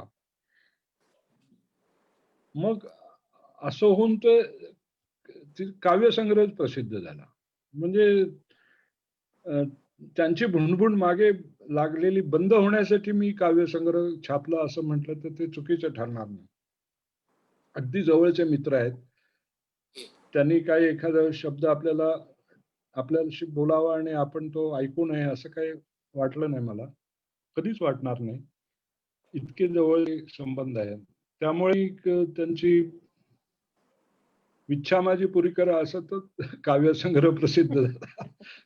पण मी काही कवी नाही. पण बापू, असं वाटतं की तुम्ही आता जे सगळं शेअर करताय ना, ते सुद्धा जरी तुम्ही म्हटलात की आत्ताच्या काळामध्ये ते ऍप्लिकेबल नसेल वगैरे, पण त्या संपूर्ण तुमच्या कथानक म्हणजे सांगण्यामधून जे काही तुमची पॅशन लक्षात येते, किंवा तुम्ही जे म्हणालात की प्रेझेंट मोमेंटमध्ये मी जगणारा माणूस आहे, आणि जे म्हणजे बेसिकली तुम्ही आधुनिक संत आहात चक्क, की तुम्ही मागच्या कशाची तुम्हाला खंत नाही, पुढची कसली चिंता नाही. आणि हे जे जगणं आहे ना, हे जर आम्हा सगळ्यांना करता आलं तर that itself is a big deal. म्हणजे तुमच्या पुस्तकातून, तुमच्या सांगण्यातून ते सगळं इतकं अपील होतंय ना, की खरंच म्हणजे असं जगायचं, जे काही असेल, कर्तृत्व असो नसो, म्हणजे ते again somebody else is trying to जज यू. पण ही स्फूर्ती जी मिळते ना ऐकण्यातून, मला असं वाटतंय महत्वाची आहे. कारण खूपदा हल्ली काय होतंय मुलांना, पण एक आहे की आयुष्यामध्ये मी फार सुदैवी, मला खूप मित्र भेटत गेले आणि अगदी जवळचे झाले, आजही आहेत, खूप जुने आहेत त्यातले काही. पण एकंदरीत ह्या मित्रांचा आणि सहवास आणि त्यांचा इम्पॅक्ट, इन्फ्लुएन्सही माझ्यावर खूप झाला. त्यातल्या मी काही ठराविक लोकांचाच उल्लेख केला. काही शिक्षक, त्यात बाचल सर आले, कुलकर्णी बाई आल्या, कोल्हटकर बाई आल्या, किंवा असे, किंवा नंतर मनोहर सप्रेंसारखे, आमचे हनुमंतराव गायकवाडांसारखे असे अनेक मित्र आहेत. कल्याण सुद्धा हा अतिशय इन्फ्लुएन्स टाकणारा माणूस. हा एक प्रकारे त्याच्या एकंदर व्यक्तिमत्वाविषयी मला असणारं आकर्षण म्हणजे तो माझ्यासारखाच भंगड माणूस आहे. तो केव्हा काय करेल त्याचा, आता तो पुढे फार स्थिरावला. विशेषतः त्याच्या बायकोचा आणि मुलांचा मला वाटतं त्याच्यावर इन्फ्लुएन्स. पण त्याआधी हा अत्यंत अनप्रेडिक्टेबल माणूस होता. मला असे अनप्रेडिक्टेबल माणसं आवडतात. मनोहर सप्रेंचा तुम्हाला एक प्रश्न विचारायचा. व्यक्तिमत्वाचे आकर्षण त्याच्यामुळे, अनप्रेडिक्टेबल माणूस. आज 89 वर्षाचं वय आहे, अजून ते बांबूचे तुकडे घेऊन त्याचे काहीतरी काम करत असतात. हात थरथरतात, फार वेळ बसवत नाही. पण तरी काही ना काहीतरी चालू असतं आणि अगदीच काही नाही तर निदान ते फेसबुकवर तरी काहीतरी लिहित असतात. अशी काही माणसं आहेत की ज्यांचा इन्फ्लुएन्स आपल्यावर कायम राहतो. आपल्याला लाज वाटायला लागते. अरे आपण स्वतः किती सबबी सांगतो, माझं असं झालं, माझं तसं झालं. काम किंवा कुठलीही गोष्ट न करण्याच्या सबबी आपल्याला खूप देता येतात, पण करणं अवघड असतं. बापू, एक प्रश्न विचारायचा आहे हा, की आपल्या वडिलांचा आपल्या आयुष्याबद्दलचा जो कृतार्थतेचा क्षण असेल तो कुठला? म्हणजे त्यांना एवढा कॉन्फिडन्स होता की IAS ला ट्रेनिंगला गेलेला मुलगा तिथे स्थिरावेल की नाही, परत तर येऊ शकतो, आणि त्यामुळे तो सत्कार काही इतक्यात करू नका, तो जर तिथे स्थिरावला तर मग नंतर बघू. तर असं जे कोण वडील तुमच्या पाठीशी उभे राहिले की त्यांनी तुम्हाला प्रत्येक गोष्टीमध्ये तू कर, काही हरकत नाही असं हे दिलं स्वातंत्र्य, त्यांचा स्वभाव अतिशय खरोखर उदारमतवादी कृतार्थता कधी होता. वाटली? कुठल्याही संकुचित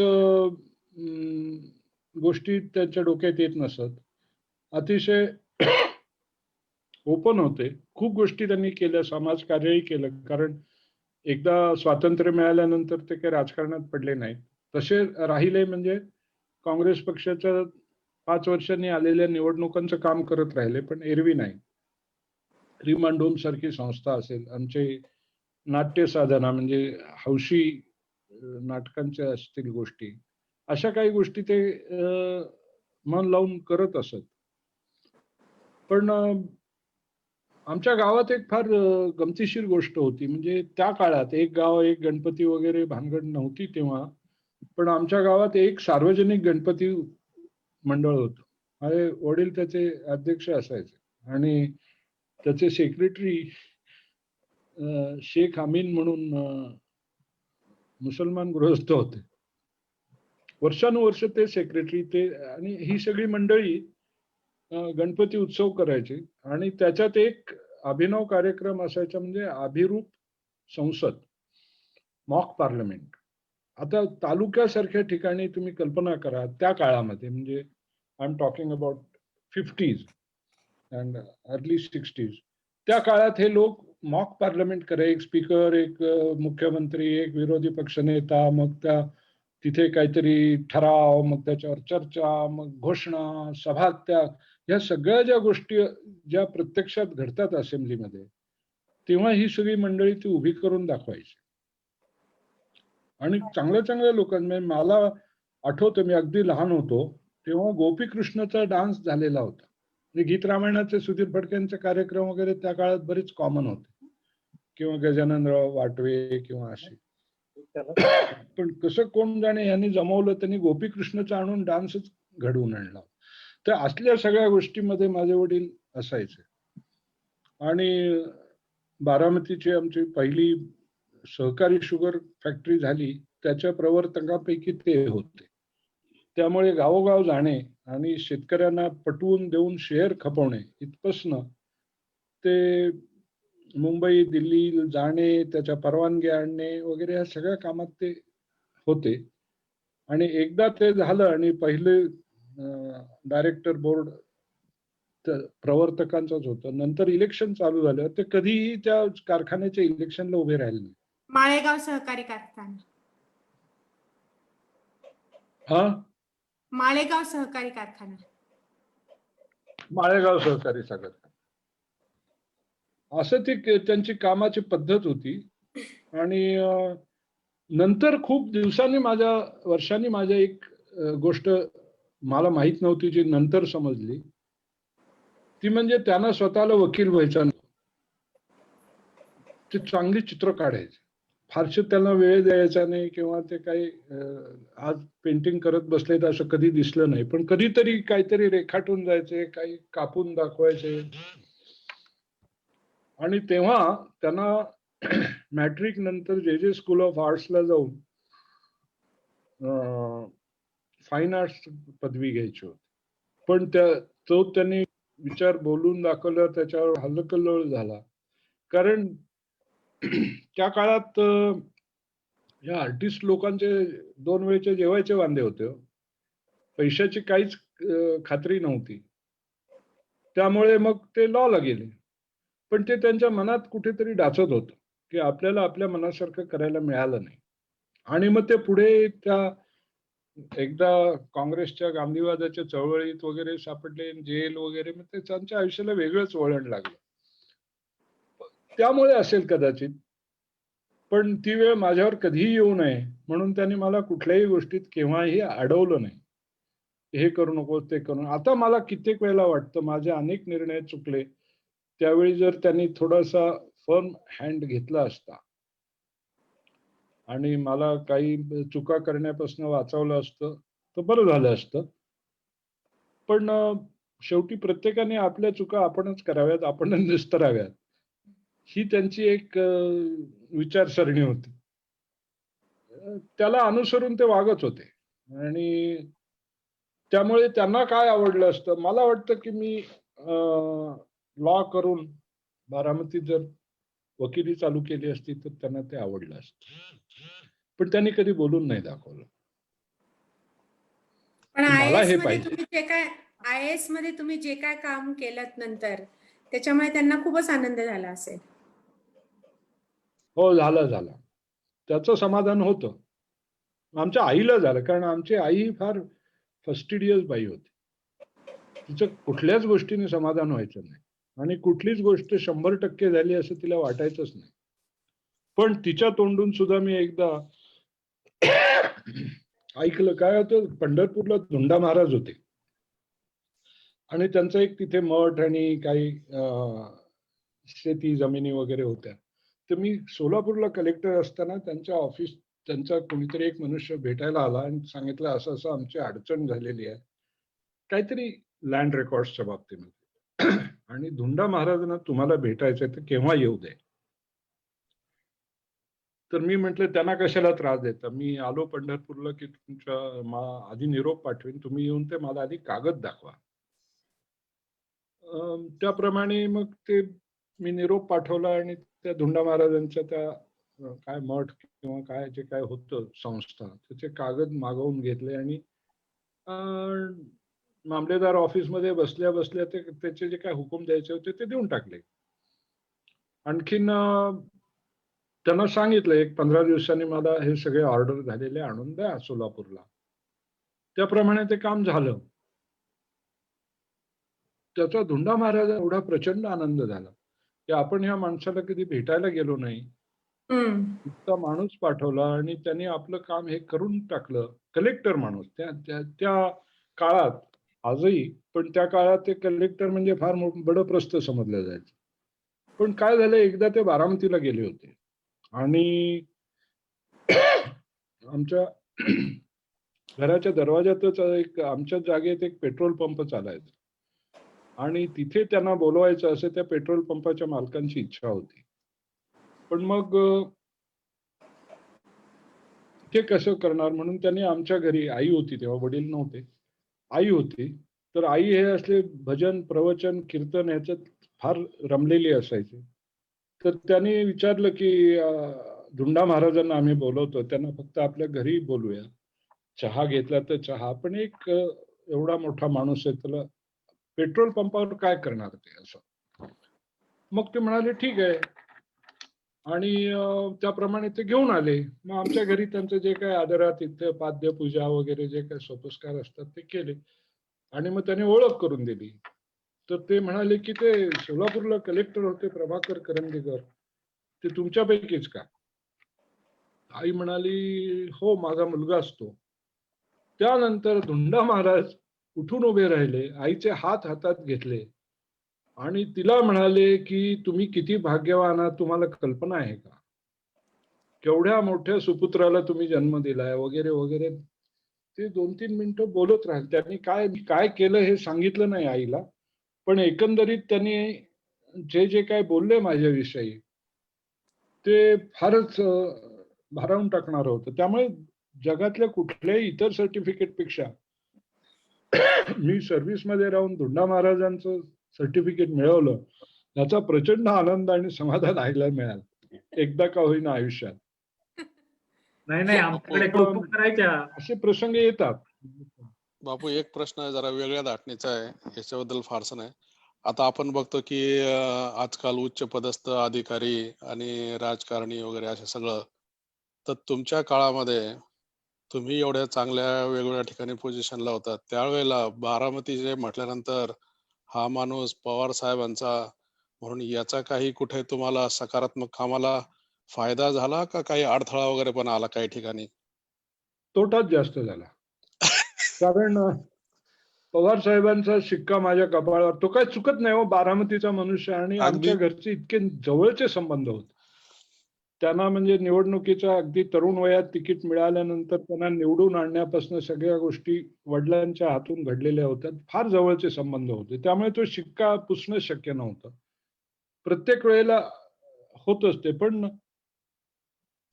त्यांच्या वागण्याची पद्धत अशी होती की ते मंत्री किंवा मुख्यमंत्री आणि मी अधिकारी हे जेव्हा समोरासमोर यायचो तेव्हा तिसऱ्या माणसाला ते जाणवू द्यायचे नाहीत की यांचे काही वेगळे इंटरनल वेगळे पर्सनल पण संबंध आहेत, असं जाणवू न द्यायचं. त्यांच्या चेहऱ्यावर, बोलण्यात, वागण्यात असं एक पद्धत होती.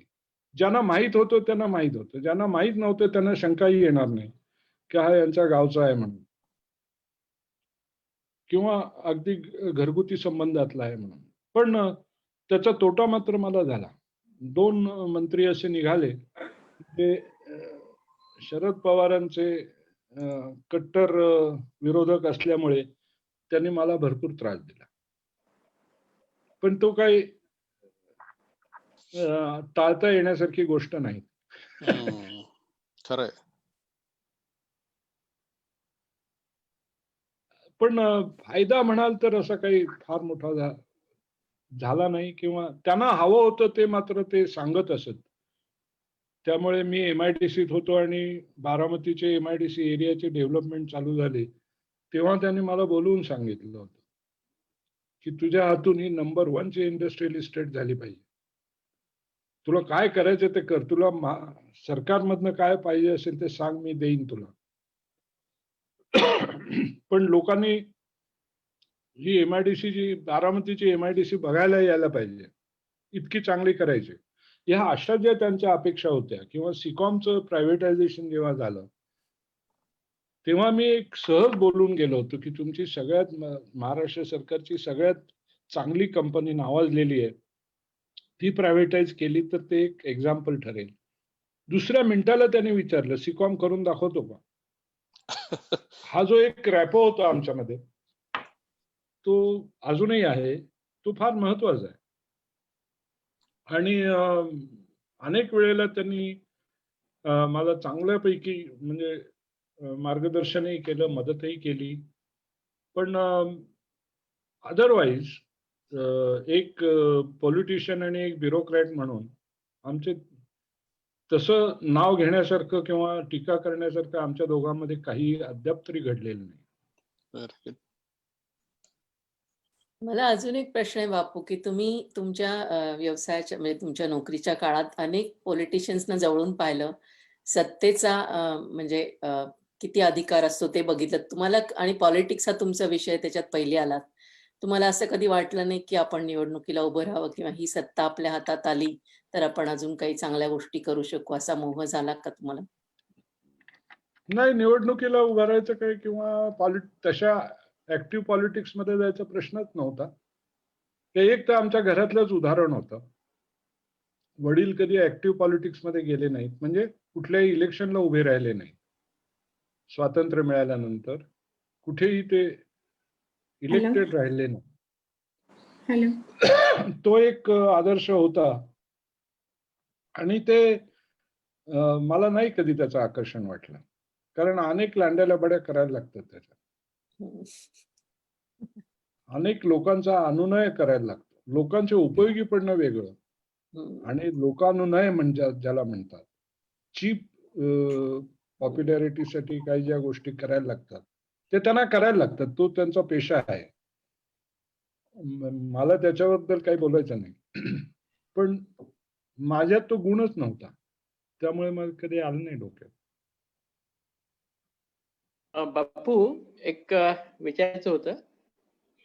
IAS मध्ये आल्यानंतर तुमच्या स्वभावात काही बदल झालाय का? म्हणजे विद्यार्थी दशेमध्ये अशी दरसोड बऱ्यापैकी बऱ्याच ठिकाणी तुम्ही केली, पण IAS मध्ये आल्यानंतर तुम्ही एकूण इंडस्ट्री या विषयामध्ये स्पेशलायझेशन केलेलं किंवा सेल्फ हेल्प ग्रुप मध्ये स्पेशलायझेशन केलेलं आणि बरेच वर्ष तिथे टिकून राहिलात असं दिसून आलंय. होय. नाही, फरक तर पडला. एक म्हणजे उनाडक्या खूप कमी झाल्या. जबाबदारीने वागावं लागलं. कारण विद्यार्थी दशेमध्ये काय असतं, आपण कुणाचं काही उत्तरदायित्वच काही नाहीये. आपण कुणाला काही देणं लागत नाही. तसं IAS अधिकाऱ्याचं नसतं. आजूबाजूच्या प्रत्येक माणसाकडनी त्याच्याकडून अपेक्षा केलेल्या असतात आणि त्या अपेक्षेला आपण पुरे नाही पडलो तरी त्यांची निराशा होईल असं तरी आपल्या हातून काही घडू नये अशा मॅच्युरिटीने वागावं लागत असेल. तो फरक नक्कीच पडला. आणि दुसरं मी म्हटलं तसं हाती जो विषय आलेले अनेक विषय असतात, त्यातला आपला जो विषय आवडला त्याच्यात झोकून द्यायचं आणि काम करायचं. मग तिथे कुठलीही कॉम्प्रोमाइज नाही. आपलं समाधान हा सगळ्यात महत्वाचा क्रायटेरिया. लोकांच्या फुटपट्टीनी आपण आपल्याला मोजू नये. आपण आपलीच फुटपट्टी लावावी.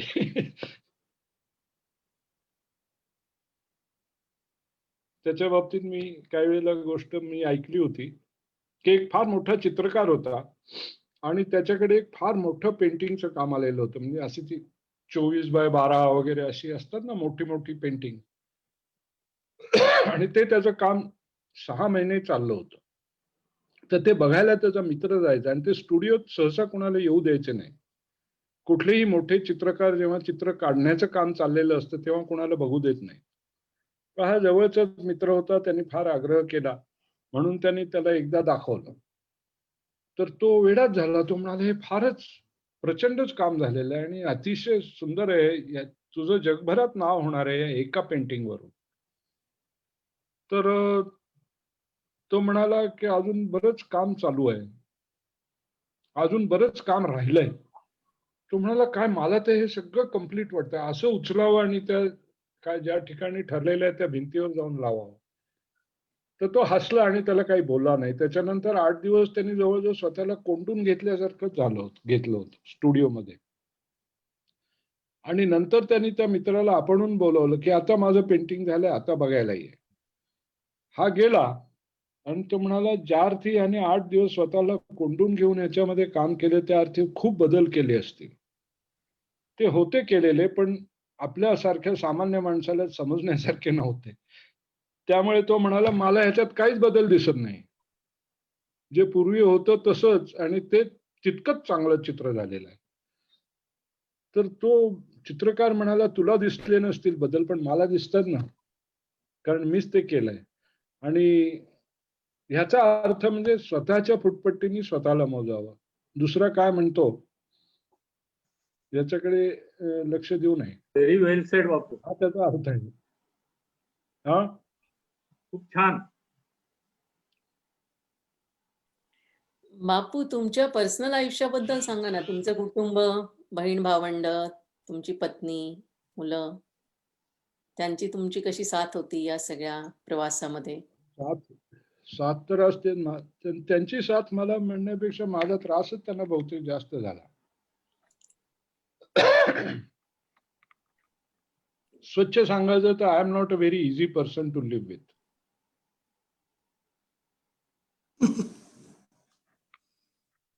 पण झालं, निभावत गेलं. खरं मला एक मुलगी आहे, ती बायोलॉजिकल चाइल्ड आहे आणि एक मुलगा जो आहे तो अडॉप्टेड चाइल्ड आहे. तर ती लहान मुलं मोठी होत असताना मगाशी संजयने विचारलं की कुठल्या गोष्टीची खंत आहे का, ती दुसरी खंत आहे की मी माझ्या मुलांच्या करता पुरेसा वेळ देऊ शकलो नाही. मी माझ्या कामात आणि करिअरमध्ये आणि याच्यातच फार व्यस्त राहिलो. त्यामुळे कुटुंबाकडे, विशेषतः मुलांच्याकडे मला जेवढं आजकाल मी पाहतो आईबाप लक्ष देतात, बाप लक्ष देतो, वेळ देतो, तेवढं मला नाही द्यायला जमला. मी त्याच्याकरता माझ्या मुलांची माफीही मागितली. तर नाही बाबा, हे नाही झालं माझ्या हातून, इट्स ओके. पण त्याच्यामुळे मुलं मिळायची काही थांबली नाहीत. अजूनही मला लोक सांगतात की आम्ही तुमचे अडॉप्टेड सन. आर्या बागेत मला 2 मुलं मिळाली. तुम्ही पहिला खूप मीच आहे. प्रामाणिक आहात बापू, खूप म्हणजे हा? खूपच प्रामाणिक. तुम्ही खूप प्रामाणिक आहात, इतकं म्हणजे ऑथेंटिक आहात ना, की म्हणजे खूप त्याच्याबद्दल खूप आदर वाटतो. बापू Thank you. सध्याच्या काळामध्ये काय बापू- कसं बिझी आहात तुम्ही? आता तर ते आमच्या आदिवासी विकास विभागाचं काम चाललं होतं. ते जून मध्ये 3रा खंड आणि जुलै एंडला 4था खंड संपवला. ही अगदी अलीकडचीच घटना आहे. पण मी काही कंपन्यांच्यावर इंडिपेंडंट डायरेक्टर म्हणून काम करतो. अरे वा. 2 कंपन्यांच्यावर चेअरमन आहे. तिथे मीटिंगला जाणं, क्वार्टरली मीटिंग याच्यापेक्षा मी जास्त त्याच्यात लक्ष घालत नाही. आमचे पुणे इंटरनॅशनल सेंटर आहे. आणखीन एक शैक्षणिक संस्था आहे दापोलीला, तिथे ट्रस्टवर किंवा एक स्टापी म्हणून संस्था आहे. फक्त मी माझा 17वा वाढदिवस झाल्यानंतर एक असं ठरवलं की येत्या वर्षामध्ये, म्हणजे आता करंट इयरमध्ये कुठलंही अधिकारपद आपल्याकडे ठेवायचं नाही. त्यामुळे कुठेही चेअरमन, सेक्रेटरी वगैरे राहायचं नाही. शक्य तितक्या कंपन्यांच्यावरनी जर त्यांनी परवानगी दिली तर निवृत्तच व्हायचं. पण निदान कुठेतरी चेअरमन, ऑडिट कमिटी चेअरमन वगैरे असं राहायचं नाही. त्याप्रमाणे मी करत आलोय.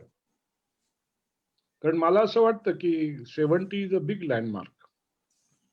त्यानंतर आपण आपल्याकडे कुठलंही अधिकारपद ठेवू नये. बापू काही करायचं राहिलंय, तुम्ही तर एवढं केलंय, पण असं काही राहिलं म्हणजे आता मुलं मोठी झाली, आता त्यांच्यासाठी वेळ देणं आणि त्यांच्याबरोबर खेळणं शक्य नाही. किंवा आता सांगितलं तसं वाद्य शिकायचं होतं, संगीतात काहीतरी करता आलं असतं, पण ते नाही झालं. आता ते नाही, मला आता वाटत नाही शिकायचं होईल ना, म्हणून. शिकायचंय बापू. आता पुढच्या आठवड्यात आपण फोनवर चर्चा करू कुठलं वाद्य शिकायला घ्यायचं. हा, पुढच्या आठवड्यात तू चर्चा माझ्या करूया मागे आपण लागू कुठलं नको. वाद्य शिकायला घ्यायचं. आता वाद्य शिकणार बापू तुम्ही एक. त्याची जाहीर चर्चा नको, खाजगी चर्चा करूया. तुम्हाला फोन करू द्या, मग बोलूया. नक्की नक्की. पण म्हणजे कुठलं वाद्य, समजा शिकायचं झालं तर कुठलं वाद्य आवडलं असतं शिकायला? मला आई आमची पेटी वाजवायची. तिला ते उपगतच यायचं, पण ते पुढे ती एक भजनी मंडळ चालवायची आणि त्यांच्याकडे काम पेटी वाजवायला येणारा माणूस होता, तो फार लहरी होता. त्यामुळे कित्येक वेळेला आईच पेटी वाजवायची. नंतर तिने डोक्यात घेतलं की आपण पेटी शिकू का नाही. 60 वर्षानंतर ती पेटी तर रीतसर शिक्षण तिने घेतलं आणि पेटी वाजवलं. म्हणजे चक्क शिकवणी ठेवली, मास्तर घरी येऊन तिला शिकवत होतो पेटी. तसं काय अवघड नसतं ते. कुठेतरी डीएनए मध्ये आहे गुण, नाही असं नाहीये. बापू त्याच्यामुळे तुम्ही जे शिकायला- आदिवासी, I am sorry, go head. नाही, गो हेड. हा, झालं. तुम्ही ते जे आदिवासींच्या याच्यावरती काम करताय ते पूर्ण भारतातल्या आदिवासी विभागाचं नाही, करताय का? महाराष्ट्रातल्या आदिवासी विकास विभागाचे संपूर्ण रिस्ट्रक्चरिंग आणि हे असा तो विषय होता. योजनांची फेर मांडणी. बर. मला वाटतं आपण आता एक शेवटची 2 मिनिटं फक्त प्रश्नांकरता घेऊ. नंतर आपण फेसबुक लाईव्ह बंद करू आणि मग पुढे आपलं आपण बोलणं कंटिन्यू करूयात. अजून काय बोलायचं राहिले का शिल्लक? हो कोणाचे काही बापू, प्रश्न असतील तर. एक मोठा काळ राहिलाय. लंडन मधल्या शिक्षणाचा काळ अख्खा कव्हर करायचा राहिलाय. तिथे तर मज्जा आहे भरपूर ऐकायची. लंडनचा फार गरिबीत दिवस गेले. कारण आम्हाला जो स्टायपेंड मिळायचा तो तेव्हा आमचं वय जास्त होतं. आणखीन विद्यार्थ्यासारखा स्टायपेंड मिळायचा. म्हणजे त्यातले आमच्या इंडियन YMCAच्या हॉस्टेलचं आणि हे बिल दिल्यानंतर हातात खर्चाला पैसे फार कमी राहायचे. अतिशय ओढाताण झाली, आर्थिक ओढाताण. आणि तिथे पाऊंडातनं मला कोण काय देणार. त्यामुळे पण तरी सुद्धा फार मजा आली. तिथलं ऍटमॉस्फिअर फार वेगळं होतं. टोटली इंटरनॅशनल होतं. म्हणजे मी एकदा तेव्हा सहज माहिती काढली की या लंडन स्कूल ऑफ इकॉनॉमिक्स मध्ये किती देशातली मुलं मुली आहेत. तर तो आकडा 100च्या पुढे होता. म्हणजे हे अशा तऱ्हेने संपूर्णपणे इंटरनॅशनल ऍटमॉस्फिअरला तुम्हाला एक्सपोजर मिळतं. दुसरं म्हणजे त्यांची पद्धत, ज्याच्यामध्ये स्वतः प्रत्येक विषयाचा 3 टर्म्स होत्या. म्हणजे एक सेमिनार कंडक्ट करायला लागायचं. म्हणजे काय, तर त्यांनी विषय द्यायचा, त्याच्यावर आपण काहीतरी एक प्रेझेंटेशन करायचं आणि सगळ्यांनी मिळून चिरफाड करायची आणि त्याला आपण उत्तरं द्यायची. तर तो सुरुवातीला तरी फार घाबरवून टाकणारा प्रकार असायचा. आणि जर आपल्या मुलामुलींनी त्याचे बरोबरीच्या मुलामुलींनी जर त्याची चिरफाड केली नाही तर प्रोफेसर करायचे, आडवे तिडवे प्रश्न विचारायचे. आणि ही जी पद्धत आहे त्यांची शिक्षणाची ती पण फार छान होती. लायब्ररी केवढी इक्विप्ड होती, प्रचंड मोठी लायब्ररी. तिथेही माझं असं झालं की आमच्या कोर्सच्या डायरेक्टर बाई होत्या कॅरोलिन मोझर म्हणून, आणि त्या LSEतलं जॉब सोडून वर्ल्ड बँकेत जाणार होत्या. तर त्यांनी शेवटी मला विचारलं की तुला इथे राहून PhD करायला आवडेल का. तर मी जाण्यापूर्वी तेवढं काम करून जाईन म्हणे. त्याचे जे काय रेकमेंडेशन्स किंवा हे करायचं असतं ते करीन. तुला आवडेल का. म्हटलं मला I am tired of poverty. मला माझ्या देशात जाऊ दे. मला आता ह्या असल्या स्टायपेंड, स्टुडंटच्या स्टायपेंडवर राहणं आणि फॅमिली तिकडे इंडियात ठेवणं हे काय जमणार नाही. त्यामुळे मी ती PhDचं काही घेतला नाही विचार मनात. पण छान होतं, अतिशय एन्जॉयबल वर्ष गेलं ते लंडन स्कूल ऑफ इकॉनॉमिक्स.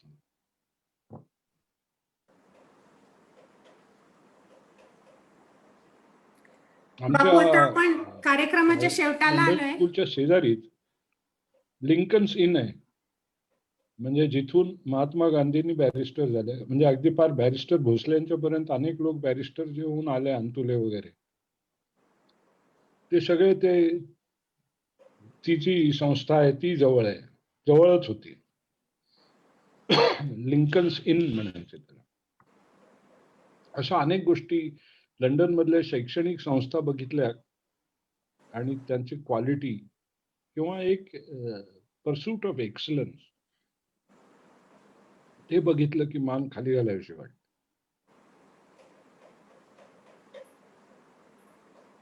कुणाला प्रश्न आहे? शेवटचा प्रश्न घेऊया. Shruti, somebody wants to ask a question. Hello.